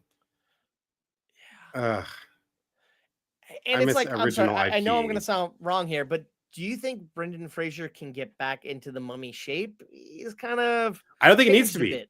Again, Yes, age. I will use Harrison Ford as reference. I enjoyed the last Indiana Jones movie. You just write the He was film very to old. incorporate where the character is in that era of their life. True. And we know he's got the acting chops. That's very true. true. He can entertain us on screen. It's just a matter of molding the story. But how much of the story would you sacrifice to make the rest of it make sense? Yeah. It sounds like a stretch, yeah. but again, I did like the last Indiana Jones movie, so you can get away with a lot. You just gotta really Does that sell it. mean of CG 40 minutes of him younger to lead into the rest of the movie? Maybe. Yeah. A lot of people weren't a fan of that. It was there were points for me where it got a little Valley of the Dolls looking weirdness. I mean, I will say some of it was cool looking, some of it Yes, worked, but it some was. of it was like, oh no, this is back a little longer. And then it got like, wait, what the fuck am I looking at? Once in a while. But yeah, I don't know. It could go. Now, do you think we get the Scorpion King back? Do you think The Rock would somehow find a way back in this? Wasn't his soul or whatever like fucking destroyed or sent to hell or some shit? Yeah, wasn't there something where like can his spirit even come back or something? I don't know. Maybe. I don't You know what? recall. Who fucking cares? They'll find a way to jam his ass in there. That just means he'd have to bulk back up That's again true. after. I mean, there are 4 Scorpion King movies, so I don't know if they're all prequels. I believe he's probably. only in 2 of them. The Rock is only in 1, but I mean, Oh, in 1. they Okay, made even 4 better. movies about the Scorpion King. Of course. That's crazy. Jesus. Yeah. I don't know, man. Yeah, That's a I know funny- they've that's been a funny teasing one this for to- years, but I didn't think would ever happen. I admit I was a fan of the animated series as a kid. Oh, I was gonna say I love that. Kids Yeah, WB, it was great. series. That was Yeah. cool. Creature of the week kind of thing. Yeah. But I don't know about this. Rough. You nerfed the Well- ride, Universal. I don't want to see your nerfed movie. Fair enough. But Dennis, would you like to see some polls, perhaps? I would. Polls.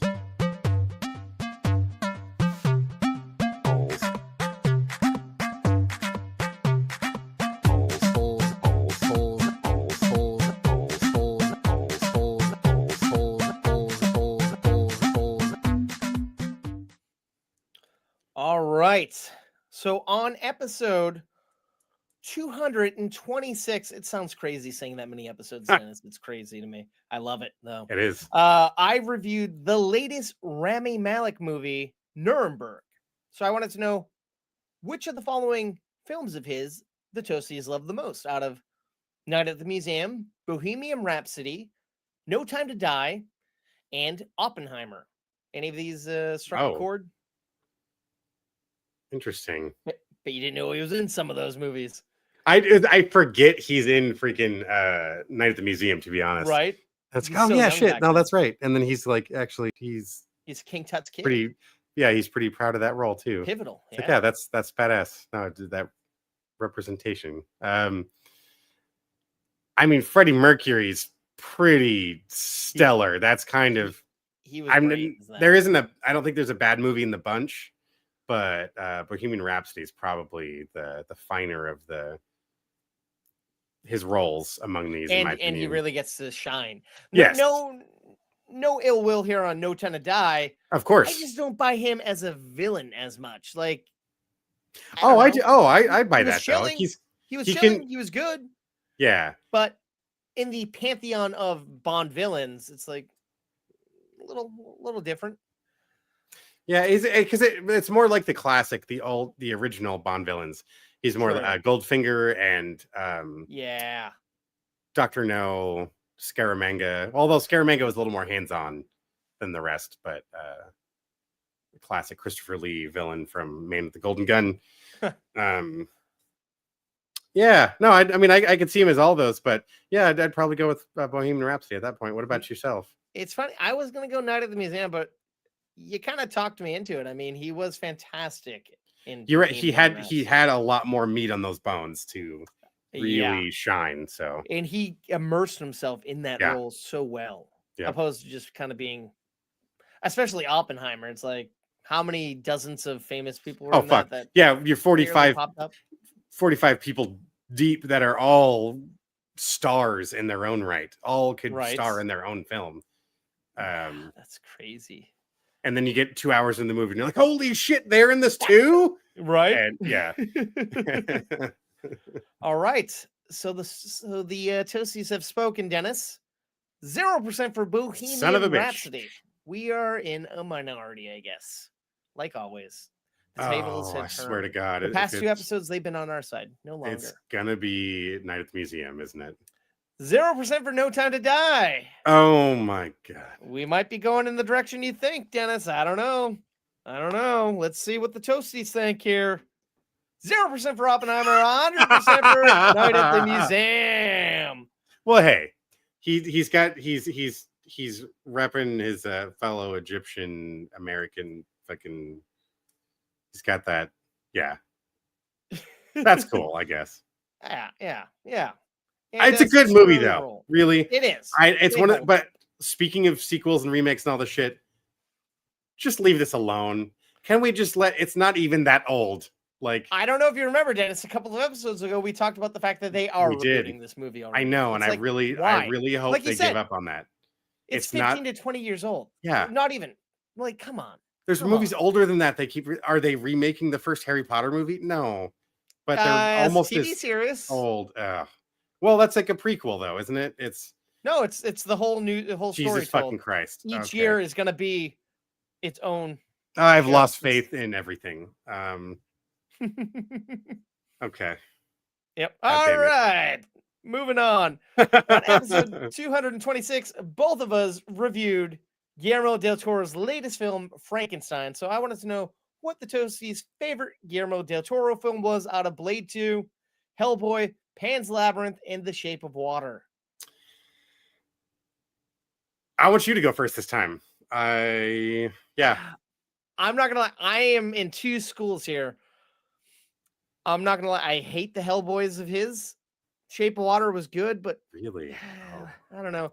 Pan's Labyrinth. I just remember seeing it on the big screen when it came out and being amazed by the visuals. Yes. But Blade too, man. That's so funny. That's I'm going Blade hilarious. too, and it's a very, Okay. very tight rope I'm walking here. Yeah. It's very close to Pan's Labyrinth. So I'm going to piggyback you a little bit in saying Pan's Labyrinth is the most visually stunning of all of these, and that's the one that truly, like, I think of first when I think of him. Yeah. But the film that I saw first of his that struck a chord with me was Hellboy, so that would be my choice. That's kind of what I just thought, like, man. I could yeah. imagine that. It's not, I get it's not like the most polished thing, but I love the world and I love the way he told the story and the look of it. Again, he has such an affinity toward the practical effects and the in-camera things that you can accomplish. And yes, there's a lot of things that are special effects and CG oriented in that film, but there's a lot that isn't. There's a surprising amount that is all in camera. Some of my favorite He's the type of props person that who understands and loves the practicality of those Yep. old monster movies, and he's one person that's actually keeping that alive in some ways. Ron Perlman, I think, did an incredible job as playing Hellboy, and I like Selma Blair. They crushed it. Yeah. Now, did you? I know at Comic-Con 2 years ago, we were at that panel that Coy hosted about Hellboy the Crooked Man. I know it's on Hulu. Now, when I went to Comic-Con this year, Rick said he watched it and said it was terrible. Have you ever got around to it? I assume you I haven't haven't seen it yet. review. Unfortunately, I have not seen it yet, so I won't speak on that. I'm trying not to buy into all the other reviews so I can inform my own opinion. But now, did not get. What about the David Harbour one? I love the David Harbour one. I don't know why that one stuck with me. Interesting. You know, I think. But I feel like I was in a very tiny minority who liked that movie. I think I remember starting that one and probably falling asleep watching it. But fair enough. I've gone back and watched Guillermo's Hellboy multiple times since then. But it's probably at that point, it's probably more a nostalgia thing, anyways, for me. And I'll admit to that. That's. But hey, no. I mean, same thing for me and Blade, man. Right, exactly. Now, Blade, it was funny enough. Blade 3 is my favorite, and it's probably the worst. I'm with you. Them. Ryan Reynolds, Jessica Biel, fucking. Jessica there's Biel. a Count Chocula reference in there when they're at that sex shop. Oh God, man, right. Deacon Frost. That's when I discovered RZA. Oh man, that soundtrack I still sometimes listen to. It's fantastic. Who would ever think Guillermo del Toro did some fantastic comic book movies and then went on to make these fantastic horror, gothic, beautiful, award-winning films? Like what a I think there's a chance for him to come back to some other horror comics. I still believe they need to a Nevermen comic or movie should be made, and I think he would crush the shit out of it because it is there's so many horror themes held beneath it. It's a film noir, basically film noir Terminator, but there's like 5 of them.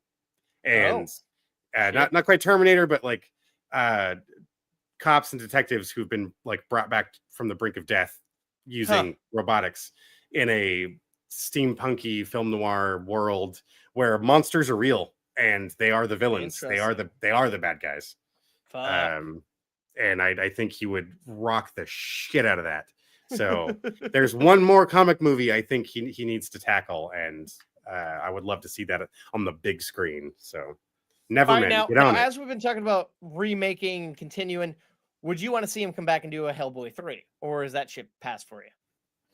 I think it's kind of that chapter's closed. Like I don't, because it's kind of I want it to be that cast, and unless he's going to make it about aging a much older Hellboy, like it would be cool to have Ron Perlman don the makeup again, but have it be like 100 years later. So all of the people he knew and loved are now gone. And because he ages so much slower than everyone else. That'd be pretty sick. He's living in a whole new world. It's the same demons, same hellish enemies, but he's now having to explain he's the old hat. He's he's the one telling them he's the leader when he do. Never wanted to really be a leader. Yeah, and he's remembering the words of advice his adopted father gave him, and he's the voice of reason, more or less, to a That'd be Hellboy interesting. level. I like that take. That'd be a good spin. All right, so you are putting your vote in here for Hellboy. Oh, I'm putting shit, mine in yeah. for Blade 2. Let's find out what the Toasties had to say. 0% for Blade 2. Yeah, I kind of saw that one coming. 0% for Pan's Labyrinth. That's Fuck shocking. You people. 0? That's crazy. Right? 0% for The Shape of Water and 100% for Hellboy. So Dennis, I can't you even were on be the side of the Toasties. but I also can't even be that excited about it because I feel like there should have been a few numbers over on Pan's Labyrinth Yeah. at least. I'd like to Jesus. imagine that's one of his finest movies, in my opinion. Yeah. Wow. All right. Yeah. Surprising us every week, Toasties. Right. At the very least, you keep us on our toes. So That's for sure. 100%. Well, that's going to do it for polls, Dennis. I guess that leaves one more segment of our show. yeah, baby. Let's get at it. That we like to call news. Reviews. Nice camera action, it's review time. Dennis and Adam, we gon' blow your mind. We're stepping up to the plate, ready to swing. Analyzing movies like a scientist would blame.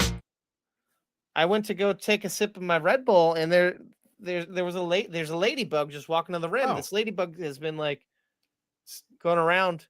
Ladybug's what is it? It's got wings. Gives you Actually, it needs wings. now I'm like, More is wings? this a ladybug or is this a tick? Did tick have wings? No. Okay, so it's a ladybug, but it's not red. It's just I'm watching it go around the rim. It's doing laps. Like, I want to be mad because now I'm like, I can't drink this shit, but it's kind of cute. It's kind of interesting. Oh, now it's like spreading its wings. It's like, hey, dude, it drank all that Red Bull. Yeah, so dude. It's fucking. Oh no, now out. it's like falling in. Oh no, don't fall in. Don't fall in. I want to drink Oh. that shit later. All right, sorry, folks. Let's pretend that never happened. Reviews, Dennis. All right, so here we go, Dennis. You have our first review, a movie I reviewed a few episodes ago, but I can't wait to hear your take of a 40X version of it. What's up? Yes, that's right. So, luckily, my wonderful wife invited me along to a Producers Guild screening of F1 in 40X. Yeah.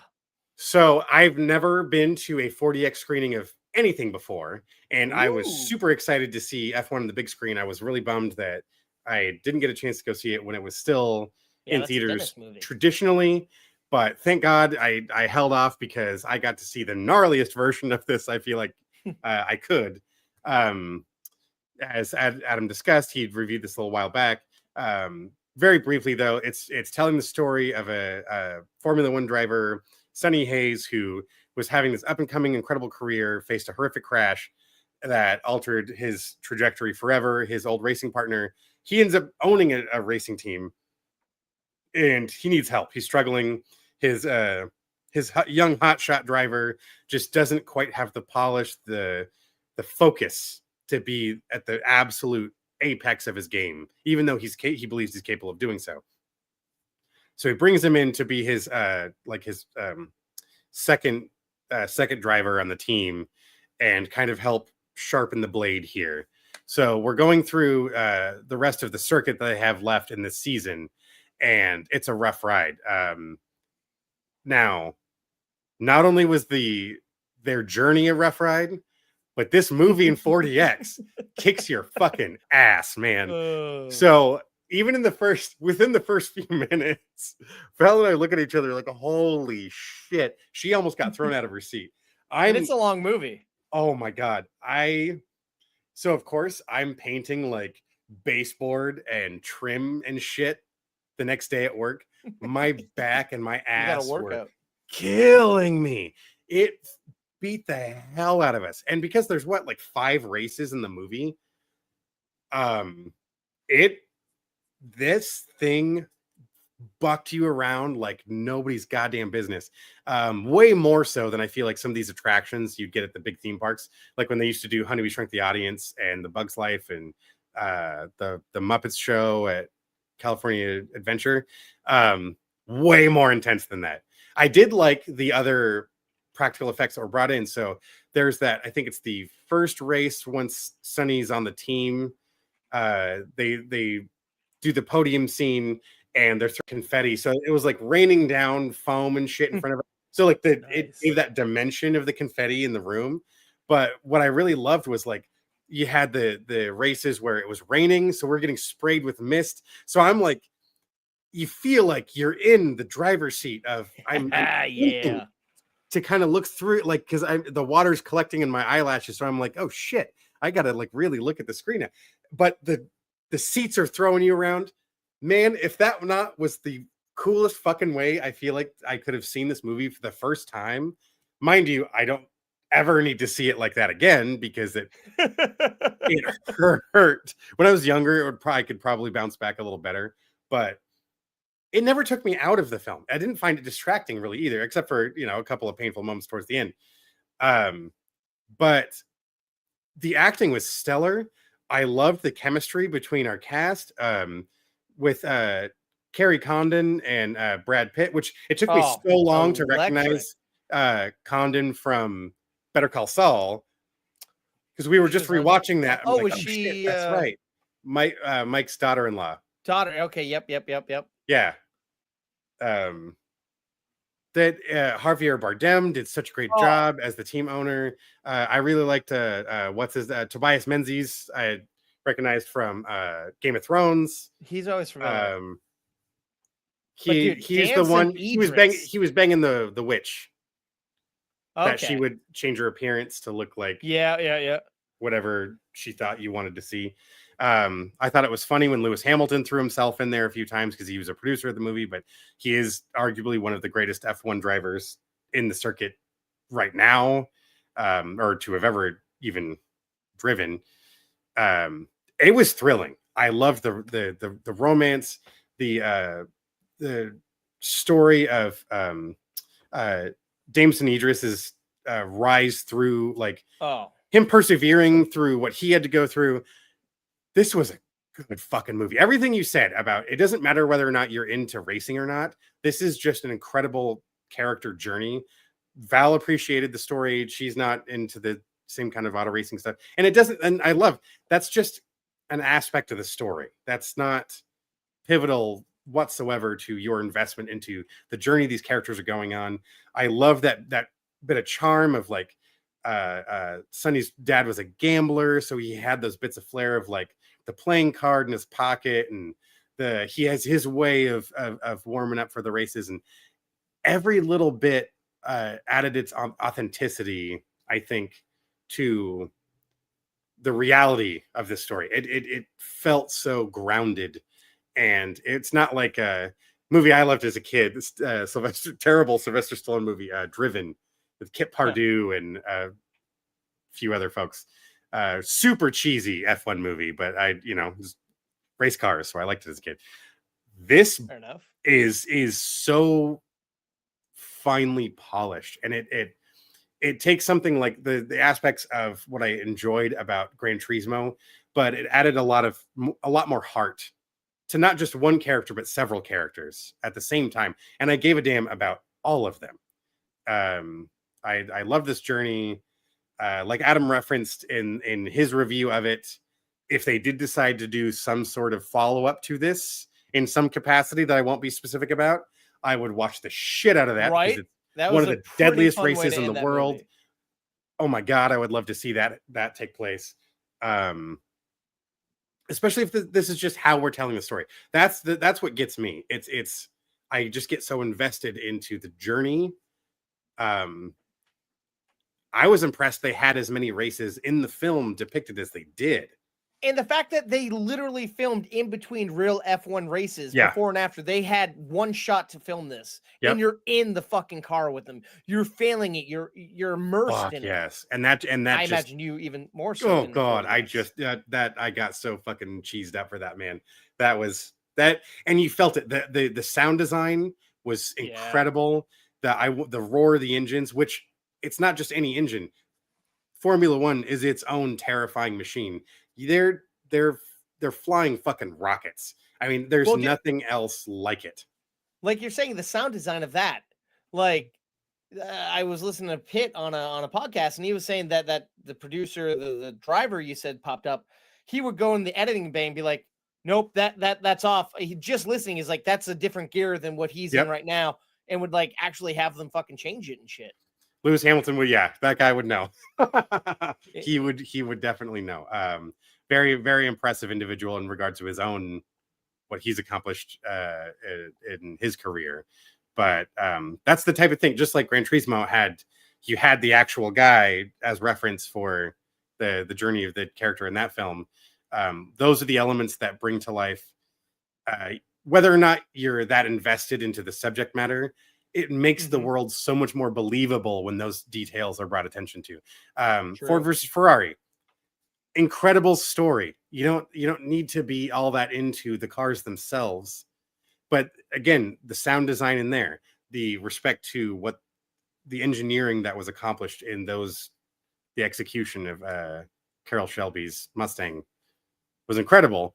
But those actors brought that story to life, and that is what made that film so good.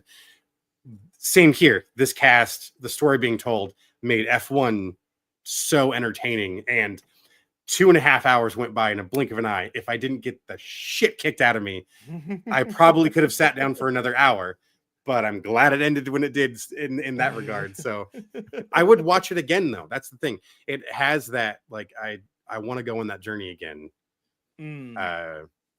Yeah, I loved it. I thoroughly enjoyed this film. I would give F1 40x 3.5 slices of toast. I only shorted that because kind of depends on your physical preparedness of watching it in that All format. right, well, let's take the 40x out of it. Would it be a 4 if we got rid of the 40x? I'd like enough. I said, I would watch another hour of that story. Like, it was so, I just loved the way these characters shown on screen, and I loved the journey they were on, and I really enjoyed the journey. When we got to that last scene, I'm like, let's keep going. Fuck yeah. I will watch all of that right now. Right. Now, So yeah, it's I weird. guess we'll call it a 4 then. Why not? I'll just, Yeah, I mean, I'll take it you're all the not way, always all the way up there. Nobody's really gonna have the chance to see it in that aspect again for a while, probably. Yeah. Now, it's interesting. When I was looking up to see where you could watch this, I know that this is an Apple original film. So I'm like, oh, I haven't seen it pop up on our screeners yet, on our screener link. And I checked. It's not even available on Apple Plus yet. Like, you gotta rent or buy this flick. Like, Yep. they're Which really I'm holding up. surprised. Yeah, they're really, Normally, which those it, flicks it go on like a made monthly. what, $600 million. So they made some good money off of this movie. So I'm curious what's holding them back. Maybe they're sending it back to theaters to do another tour, just to see what they can get out of it. But I don't know. Cool. Yeah, I liked it. fair enough. I'm happy. I'm like, there's no way he's giving this a bad review. This is made for Dennis. So I'm happy it lived. You're up not to the wrong. story. You're not wrong. Yeah. And like you said, getting to see it in that aspect, in that format, first time for 40x, and just to see those tracks, beautiful. Like there's these places in the world I'm probably never going to see in person. So to get to see that sort of coverage and do that intimate detail, that you can watch the races on TV. It's a whole other thing for it to be put in the driver's seat with the character and make you feel like you're in the car. That's like nothing else. True that. All right. Well, moving on, I have the latest film in the Predator franchise, and the third of Dan Trachtenberg. I'm talking about Predator Badlands. All right, now I saw this IMAX 3D, IMAX beautiful 3D, not much going on there. But all right, the story, pretty good story here. Pretty basic. So Yoka, is it the Yoka? Is that what they're called? Yaka? Yeah. Yacha. No. Yautja. Yeah. Yautja. Sorry, I want to get that right because I know I'll get my ass handed to me later on. So the Yautja, I'm gonna say it wrong so many times. So we're essentially seeing something we've never seen before in a Predator movie. We're following a Yautja, and he's kind of like the runt of his clan. He's not even a full-fledged member of the clan. His dad rules the clan, and his brother is like second in charge, and his brother loves him. And the dad had tasked the brother with killing this runt because He's a weakling. He's the weakest part of this clan. But the brother's like, no, he needs to be able to prove himself. Let him go out and try to get a trophy. And this irritates the dad. And essentially the brother sacrificed himself so that this guy could have a shot. And he ends up going to prove himself to the most deadliest planet possible. A planet where trees and vegetation are trying to kill him. The grass is like razor blades. Everything and anything is out to get him. All right. Fucking And awesome. he's trying to go after this elusive beast that even his father is afraid of. And he is determined to do it. But he has some issues. He meets this synth. Yeah, we're crossing over with the world of Alien. Wayland Yutani, there's a synth here because they sent a whole army of synth to go do some type of research on this planet. And he finds this one synth played by Dakota, Elle Fanning, who is kind of a mangled synth. And she's like, hey, I can help you out. If you want to find this creature, I know where it's at. It took my legs. I can get you there. And so he's like, and I don't need your help, but she's like, I'm a tool. He's like, oh, you're a tool. I'll fucking use you as a tool. So they go off on this quest. Now, the trailer sold this as a badass action movie, which it is. The action, the gore, it's visual. It's so intense. It's so in your face. It's unrelentless. It's badass. Now, there's no blood. It's green blood. So we can get away with that. And this movie is rated PG-13 because there's no humans in it. It's all predators, aliens, and essentially fair enough. So that's a good PG-13. Dodge. Yes. But this movie, I don't know how, man. This movie is hard R in my opinion. It's fucking insane. And the sound design of just the battles and things happening, amazing. The score is just beautiful. And the scenery, this world he's on, I don't know where they filmed it. I know some of it had to been green screen, but there were practical sets that looked gorgeous. Mm-hmm. But the surprising thing here, I got all the stuff the trailer promised me, but what the trailer didn't let on, and I'm sorry, this might be a spoiler, but it's not really because you're going to see it within the first 20 minutes of this movie. This is a buddy comedy road trip style movie. Sure. Okay. I could totally make sense. That totally makes sense. And I was listening to a review of this, and one reviewer put it in a term that really stuck with me. And I'm like, no way. And then I'm like, oh, yeah. This critic said, essentially, Elle Fanning is Donkey and the Predator is Shrek. And I just watched Shrek last night before I saw it. And I couldn't get that thought out of my head because Elle Fanning is just running her mouth. She's goofy. She's saying wacky things. And he's kind of like she's not physically capable of much. Yeah. I imagine. But and that's the thing. It's all is subtitled essentially in Yacha because he does talk and there's a lot. Yeah. But he also emotes so much. There's so much emoting.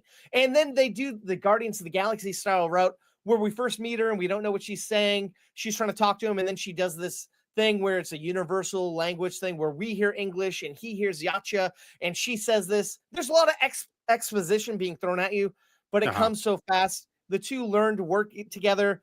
There may even be a Grogu type of character in the mix here. This movie is fucking phenomenal, man. Like awesome. I loved it. It's an hour and 47 minutes. And I gotta say, is this movie better than Prey? In ways, yes. In ways, no. I feel like I liked Prey a lot more. It was a little more grounded. But this is breaking new ground for this franchise. This is stellar. And we don't get, this is the type of movie it is. I love when movies can pull this off properly. We don't get the Predator Badlands title card coming on screen until about 25 minutes in, and it's impactful as hell. It's fucking awesome. And then we get the end credit card, the end title card pop up at the end of the movie, but 10 seconds later, there is a scene that ends the movie that blew my socks off. And I was like, holy fuck, they did this. I don't know how he did this, but he fucking did this. And yeah, it's going to be like, okay, to most people. But if you have followed the other two Dan Trachtenberg films, this this exact ending, you'll understand and be blown away by it. Try not to say it for people who don't, but I think you appreciate it. Yeah. What I'm saying here. And it works perfectly. Awesome. And And that's the beauty of this. You don't have to have seen any Predator things to get into this. You can just see this as a movie where essentially we're watching a protagonist do his thing. And I get some people might be like, this is the Disneyfication of it. And in a way, yeah, you got a father who has an issue with the son. You got a sister having a problem with the sister. You have a mother's daughter issue. There's so much going on at play here. And it's just, I don't know. I don't know what more to say. This movie is phenomenal. I was blown away, and it's great. I'm gonna give Predator Badlands 3.5 slices of toast. I don't know why not 4. Something's holding me back, but I couldn't honestly tell you exactly what it is because it's great, and I can't wait till you eventually see it because I know you'll see it, and then we can spoil the fuck out of it. Yeah. And I can't wait to do that with you. I'm looking forward to that. Yeah. No, I was just telling Val before we got recording on this. This is one of the films I really got to see in theaters. I want that big scope. I want to be surrounded by the sound and just kicked in the face with the images here. So I'm very much looking forward to this. I listened to another podcast where they put it perfectly. They're like, this is like the other side. This is the wrong side of the tracks of Pandora. Because it's like Pandora, but on crack. I'm like, that is very accurate. Like, I think this is probably playing at 40x. And if you want to relive the magic of 40x, this movie will fuck you up, I bet. I'm down for that. I'm down for that. But like you said, see it on the big screen with the sound. The cinematography is gorgeous. Like I said, sound design is great. Score's great. Everything. I know you'll love this movie. I saw a few like behind the scenes like clips and still photos of it's incredible. Elle Fanning was actually hanging off the back of the actor playing the main character here. Mind you, there's a few times they had her suspended, but they were still actually connected physically and performing with that sort of limitation. So it grounds an otherwise otherworldly sci-fi thing to a very realistic aspect. And I can't help but respect the lengths that all the teams went through to make that happen. So, and I'm sorry, I breezed past it. This actor, Demetrius Kalamengigi, I don't know. I'm going to say his last name wrong. He plays our Deck, who is our main character. Fantastic. He speaks, like I said, like we get subtitles, but he emotes so well. And we're seeing these like facial features and reactions that we don't see normally from Predators. And he's great. And Elle Fanning is phenomenal. She plays 2 synths in this. One is essentially the one I told you about. She's like lovely and happy and bubbly and goofy. And the other one is just all about business and a badass, and 2 polar opposite characters pulled off perfectly. She was stunning. These 2 together are great. And there's some fun surprises in this movie, man. I can't wait to see where this goes next. And like I said, this brings the world of Alien into play because we're getting Weyland-Yutani in here. So reminding the audience that these are, they do take place in the same universe. So I enjoy that. Right. Well, so when you do hopefully eventually see it, I can't wait to talk to you about it. Oh yeah. But I can talk to you about your next movie because I watched it the same day you told me you watched it, like earlier that day. So let's get into it, I guess. That's right. The Netflix original film directed by Catherine Bigelow, A House of Dynamite. So this is detailing several different perspectives of the events that unfold when essentially a nuclear armed ICBM is launched in the direction of the continental United States. And what is the initial response? Who are the people in place that then have to answer for what's going on when a nuke is being launched towards the US? It is so intense.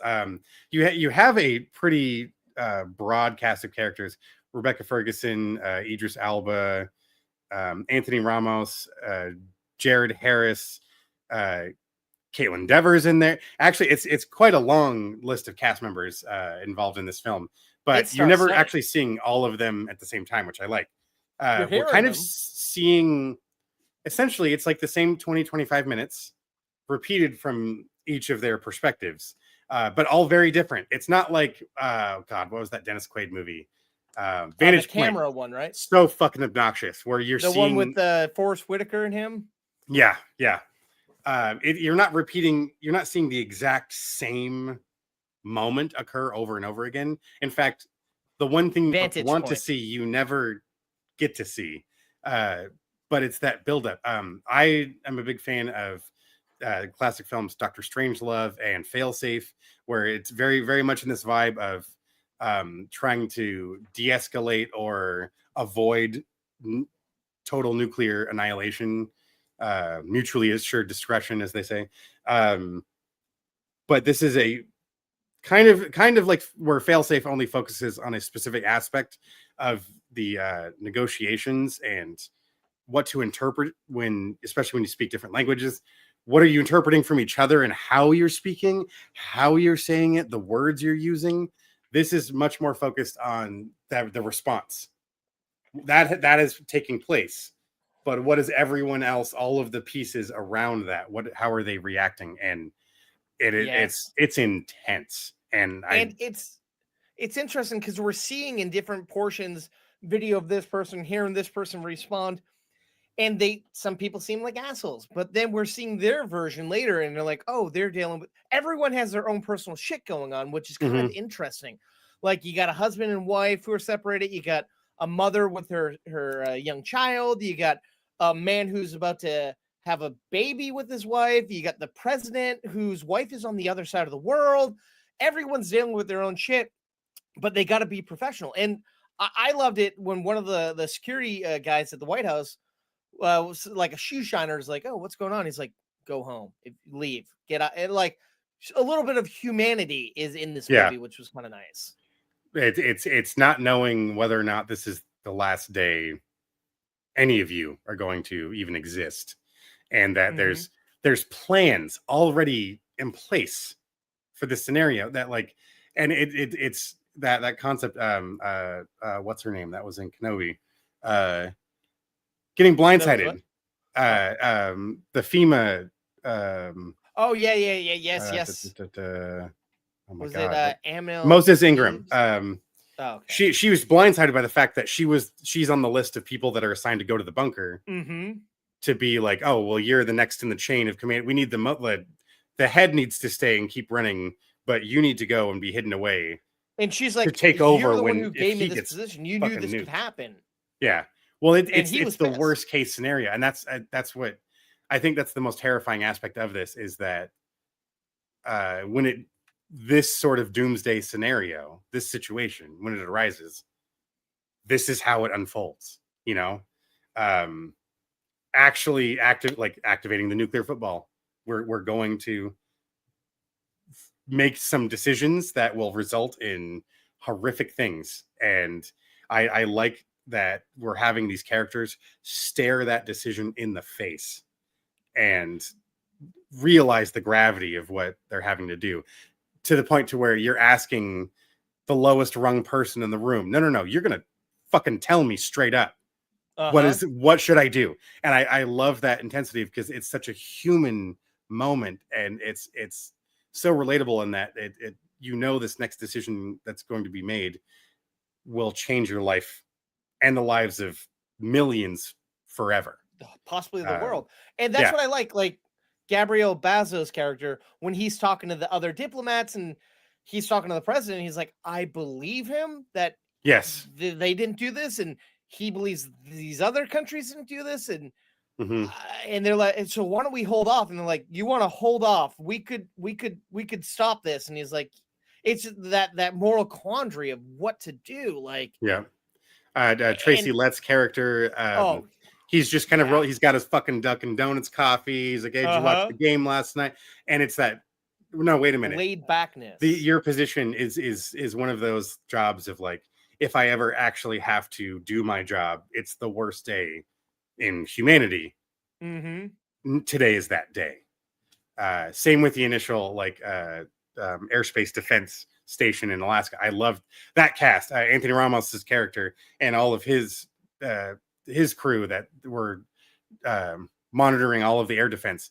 Right. And I love that crew member who called his mom and wanted to tell her, but he's just like, I'm all right. I What are love you going to And it's do like, with minutes notice? Yeah, it's just, or this is even it. when what's his face calls Caitlin Deaver, and once he realizes she's with someone she loves and will be there at the end of the world, essentially, he's like, all right, I don't got to worry about her. You She's can't, fine. yeah, it's like you can't, there's no, like, inciting panic will only make things even worse, especially if there's a chance none of this will occur.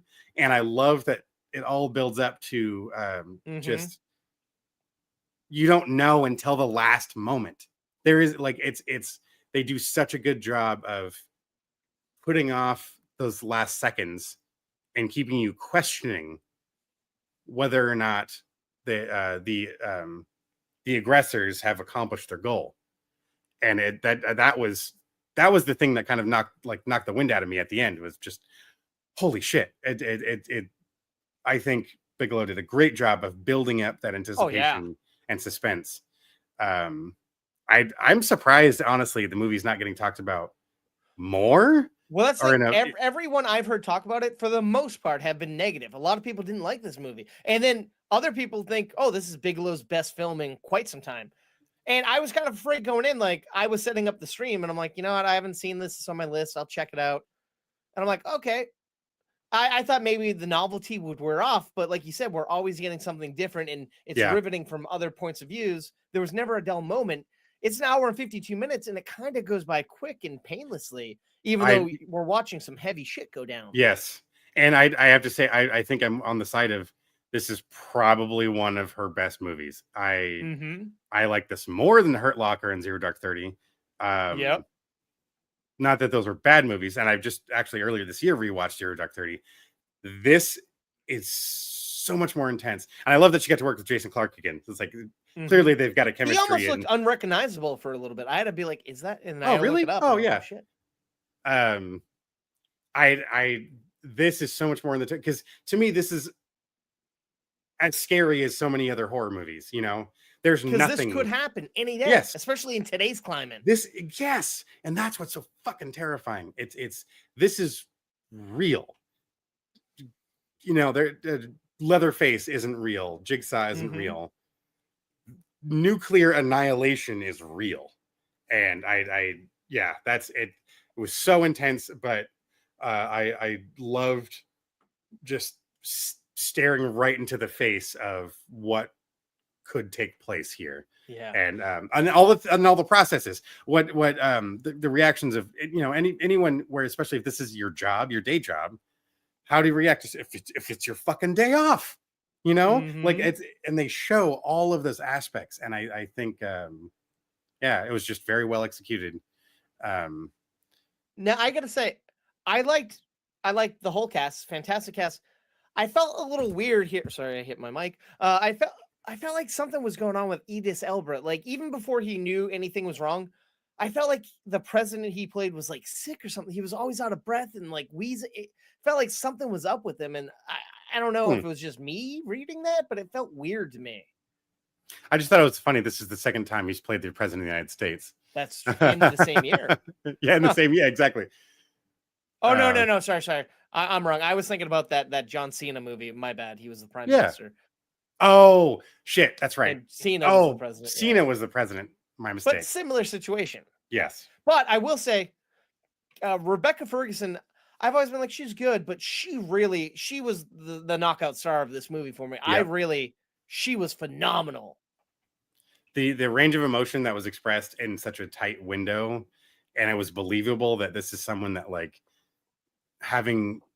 this is your job, realizing this is what's happening, having your entire world ripped out of you, and then staying on course and like keeping a happy face, being like, we prepare for this, we're going to be good. And then just the subtleties of like holding that guy's hand, knowing it's the end, trying to calm him down and herself down at the same time, not being there with their son and her husband.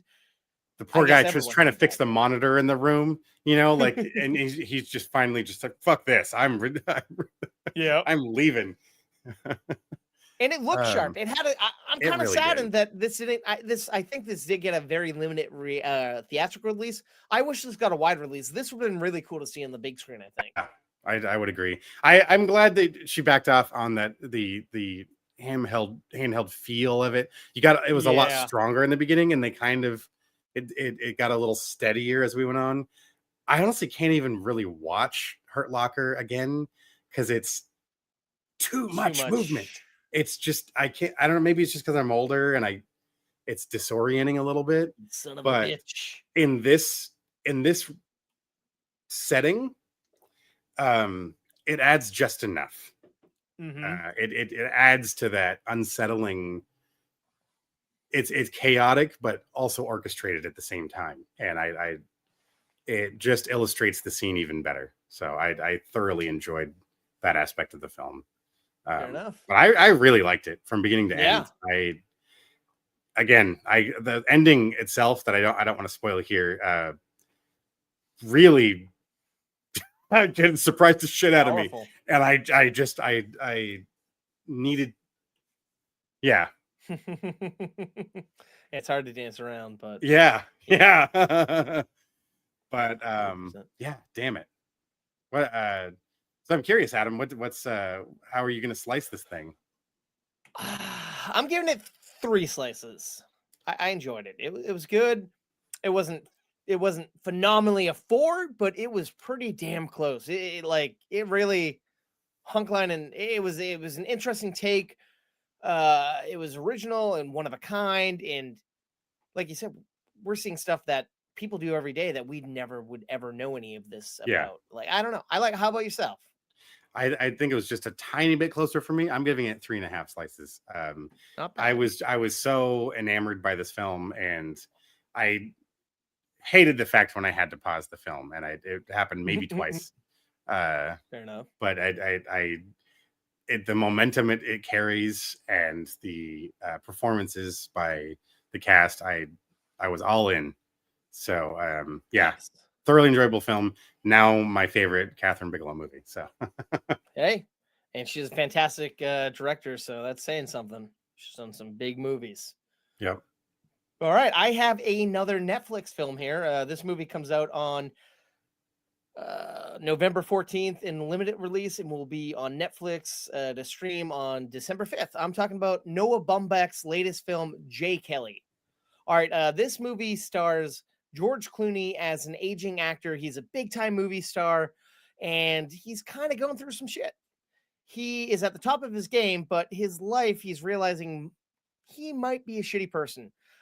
So there's like a 1, 2, 3 punch that happens. So first off, the director that gave him his first shot to act essentially died, and he had the chance to work with them, and because by the end of the director's life, he was on hard times. He couldn't get a movie made, and he begged Jay Kelly to come and just do one movie with them. And Jay refused. He didn't want to help. He loved the guy. He offered him money, but he didn't want to give him the time of day to act. And once that guy died, he realized he'll never get that chance again to spend time with the guy that gave him his first shot that he loved truly. And then at that funeral, he ran into his old roommate, who was also in an acting class with him, who auditioned for that same role that he got, that first initial role. He kind of just came on a lark and kind of was reading. His friend asked him to read with him, and he did. And they didn't like the way that the friend was reading. And then they asked Jay if he could read, and he got the part. And essentially this guy's like, you stole my chance. You stole my shot. And then he stole his girlfriend, and he's has all this resentment. And he's like, well, no, I was just better at acting. And then he realizes maybe I didn't do that right. And then this is his daughter, one of his daughter's last summers at home, because she's graduating and going to be going off to college. And he's thinking, oh, I can spend the summer with her. I don't have any movies to shoot or this, that. And she wants to go to Europe and just have fun with her friends before she goes to college. And he's kind of heartbroken. And then he has an issue with one of his daughters, who is never there for her, never gave her the love and respect she deserved. So he's kind of having this midlife crisis, and he decides, you know what? I've been offered this prestigious award in Italy that I've been turning down. My daughter's in Europe. Fuck it. I'm going to go to Europe. He gets his whole team to go with them to Europe, and he's just kind of going, trying to be an everyday man, trying to relive his early days. And his manager is played by Adam Sandler, and he's just so earnest and loving, and not the Adam Sandler we know and love. This is like a really honed in kind of everyday man, no comedy. Well, there's some comedy, but he kind of puts Jay Kelly above his own daughter and wife, son and wife, and daughter and wife, sorry, his own kids and his wife. And then we have Laura Dern as his makeup artist, and she's kind of fed up with the fact that she has to do everything on a whim for this guy.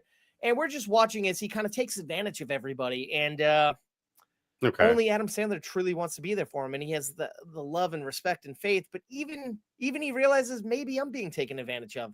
And there's all these things that happen. And essentially, as he's going through different situations, he's reliving these moments throughout his childhood and early days of acting and different things throughout his life where he's kind of watching from an outsider's point of view, realizing, oh, I was kind of a shitty person.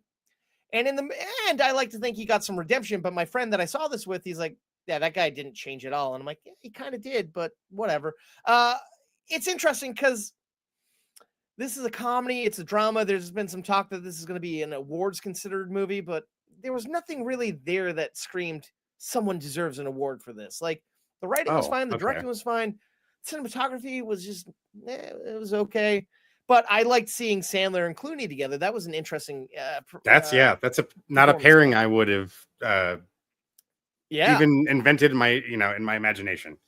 Mm-hmm. And even Laura Dern, I'm kind of mixed on Laura Dern. Normally, I'm like, she's fine, but she was great in this. And then the next day, because I saw this at the festival, the next day I saw her in another movie, and I'm like, oh, back-to-back movie. Dern is great. But fucking. And there's this one reoccurring joke where wherever Jay Kelly goes, there has to be a cheesecake slice, or I think a slice of cheesecake.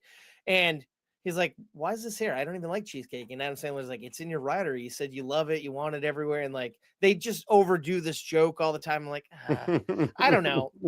I mean, I like the movie. It was good. Yeah. It's not great.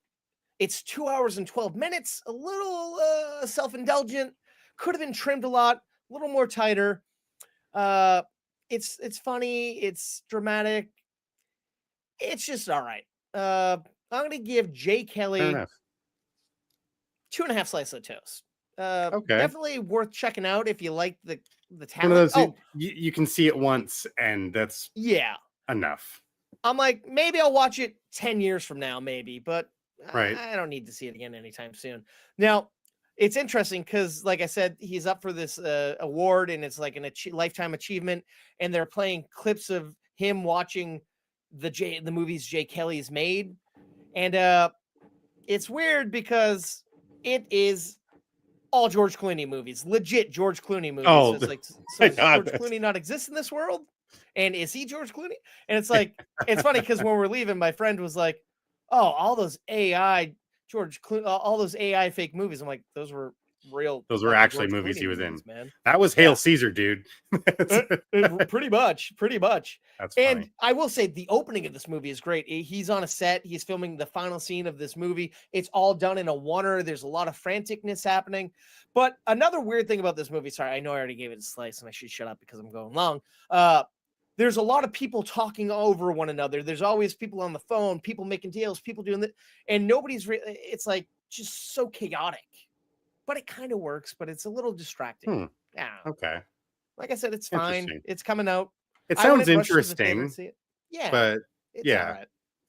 I'm definitely seeing Predator first. Yeah, 100%. Like I said, this is going to be coming to Netflix on the 5th of December. Check it out when it's streaming if you get 2 hours to kill. Fair enough. It's not the worst. Fair enough. Yeah. All right. So that is it for our reviews today, Dennis. Yeah. Ooh, we got a lot going on in here, man. That was a lot. That was chock full of toast for you fine folks. Yeah, it was. But you want a little more toast? You want a little something else to savor? Oh, yeah. What's that? We got a little thing coming up called Movie Toast the Festival coming down the pipeline here. We've got, in fact, the final lineup of the actual show has been chosen. Those entrants have been notified. If your film has made it into the festival, literally only just informed you a couple of hours ago. Recorded this. So we're excited to show a pretty interesting array of genres, and again, countries from around the world have submitted things that have made it into the festival, and I think we've got some very cool stories to share with you folks. So please come and check out Movie Toast the Festival. But do you want to know when, where, how, why? There's some places to find out all of that information. What? Tell us where to hear it is, Adam. All right. Well, you can find out as the info comes in. We're going to be putting it all over our socials, man. I'm talking 2 Facebook accounts, X, Instagram, TikTok, Threads, Blue Sky, YouTube. If there's anything else, I'm forgetting it. But it's all at movie_toast. We're putting out daily things everywhere. We're promoting the episodes. We're promoting videos, clips of the show, different segments of the show. Reviews. Like, I see everything. I can't put everything on the show I did in the early days, and it was killing Dennis and the editors, and everyone hated it because the show just went on long. So I use our YouTube page and all our socials to put out mini reviews of other movies that don't make it on the show. So if there's a chance, if it's in a theater or streaming and it's new and you want to hear a review, I'm going to be putting it out there. Dennis sometimes will do some video games and stuff. He might put out a review himself. There's a lot of cool stuff going out there. And some mediocre stuff on my end. But overall, it's an experience, and we'd love to have you follow us over there, folks. But absolutely. If you don't want to do that, fine. We get it. But do you like the show? Do you hate the show? We don't know. We don't know anything about what's going on in your head. But That's we right. could. But there is a place you could tell us. Head on over to Apple Podcasts and give us a review.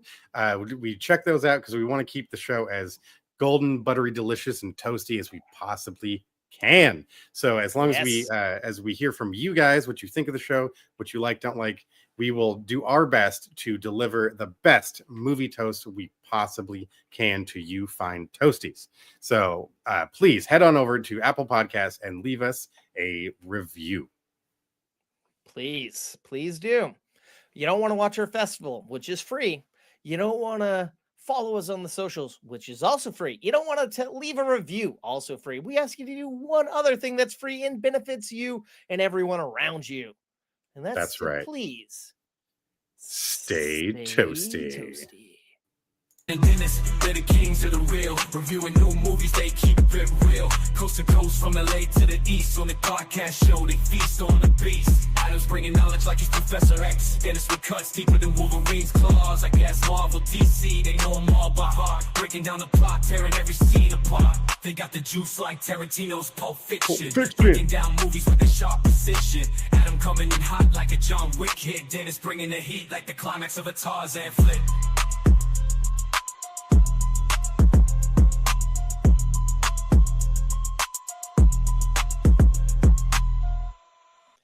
Oh man, that song reminds me, Dennis. I know you said you have not entered the world of Wick yet, right? You're still. I've seen the first one. All right, you don't really care about it, right? Okay, I was. Well, gonna say, it's just I don't know. It's not for. It wasn't bad, but like, I think it kind of got overhyped. Fair enough. I don't know. All right, then maybe need to try again, but I'm not gonna try selling you on this, but I am anyways. I literally just watched a fantastic documentary called Wick is Pain. It's now streaming on Netflix. Yeah, it's about the production, right? Yeah, dude, it brings you from pre-production, before pre-production, up to the last movie. We're getting interviews with everyone. All the shit's put on the table. It made me want to go back and rewatch those movies. Like, even if you don't like the movies, if you want to know what it's truly like making a movie and all the disastrous things this is a fantastic documentary. That sounds intriguing to me. See, that I'm on board with. And that sounds cool. I don't know why I should have done this as a review. Like, we're getting to see Keanu Reeves just having a blast and being happy. And it, like, aside of Keanu, I've never seen, man, like, just being him. And like, oh man, and it's beautiful looking. It's sharp. And like the forethought that these people made this before it was even a thing, like to document all of it. Oh, it's something that's else, cool, man. Like, yeah. I saw where'd you watch that? Because I feel like I saw over that on across my Netflix. path. Okay. Oh yeah. There we go. Yeah. No, I'll throw that in my queue. I saw that pop up after House of Dynamite. I'm like, oh, and I was like, holy fuck! Like, it talks about like I don't want to spoil it. If it's worth checking out if you like Well, BTS. because there's that one, and there's that one about the making of The Thing, too. I believe is either just came out or it's coming out soon or something. Huh. I believe I just saw that recently, but that's in that vein.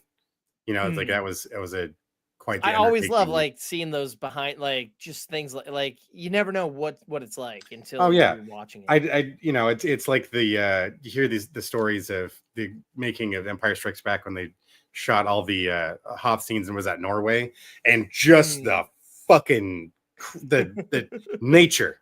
I mean, Mother Earth alone was something that was fought against.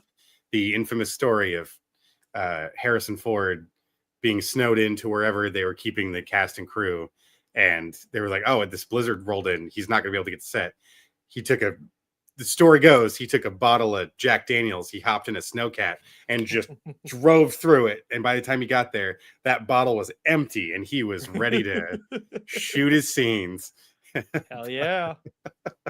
That is our indie. That is our solo. The lengths that people used to go to, but ideally still are willing to go to deliver a story that is entertaining, engrossing, and to deliver the quality of that you can recognize immediately on the screen and appreciate and cherish for years to come. That's what it takes. It's that kind of dedication. And that's what all of these performers have committed themselves to at one point in time, and that's how or another. Stood the test of time in this industry. Because that's why people keep coming back to light to these. That's why they keep trying to get lightning to strike in the same place again and again. There's going to be more John Wick stuff. So. Oh yeah, 100%. And that's the thing, they even say, like, at the end of each movie, Keanu Reeves is like, "I'm done, never again." And one of the producers, like, he literally wanted us to have someone decapitate him so he knew he would not be able to come back. Right. But then they're like, "Well, we didn't get to do this and we didn't get to do that. All right, we're gonna do another one." It's like, fuck. Good on you guys. All right, Keanu, we're gonna get you a motorcycle. How about that? How about they even talk about like wanting to do a chase scene, a gunfight on a horse in New York City, or doing all this stuff, and people being like, John Wick wouldn't do that. And then they're like, and then they do it, right? Hey, Keanu, you're John Wick, right? Do you want to do that? Hell yeah, I do. Well, John Wick wants to do that. It's like, it's hard to fight with that. Right. But one thing I wanted to talk to the Toasties, if they're still sticking around. If you're looking for a deal on streaming services right now, Stars is currently running a promotion, $30 for a year's worth of Stars on demand. Not a lot of great content, but there's some gems here and there. And for the price, it's pretty cheap. And I just upgraded. I like said before, we get screeners for Apple TV Plus, but we don't get everything all the time. So I do pay for the service. But I recently upgraded because there's a bundle now with Apple TV Plus and Peacock Premium, the no commercial bullshit, for $19. It was literally like $7 more than if I just paid for fucking Apple alone. Oh, okay. Yeah. Good. That's a steal. Yeah. Folks. Yeah. Nice. And one thing I wanted to say, we finally nailed the Stay Toasty. I feel like that was our closest. Oh, really? Yeah. Are you like, no, to my ear, it didn't sound like it sounded like we were pretty far off, but we will find out. I started a little early, but then you caught up. You caught up there. We got there. I tried to match. Yeah, I did try to match you. One day we'll get there, but I felt like it was our strongest yet. It was a good one though. Yeah. 2.5 hours almost. Yeah. Man. Well, anything before we wrap this bad boy up? That's all the toast I have to offer, my friends. But until next time, though, keep watching films. Let us know what you think of what you've seen. Let us know what you thought of our reviews. So, yeah, damn.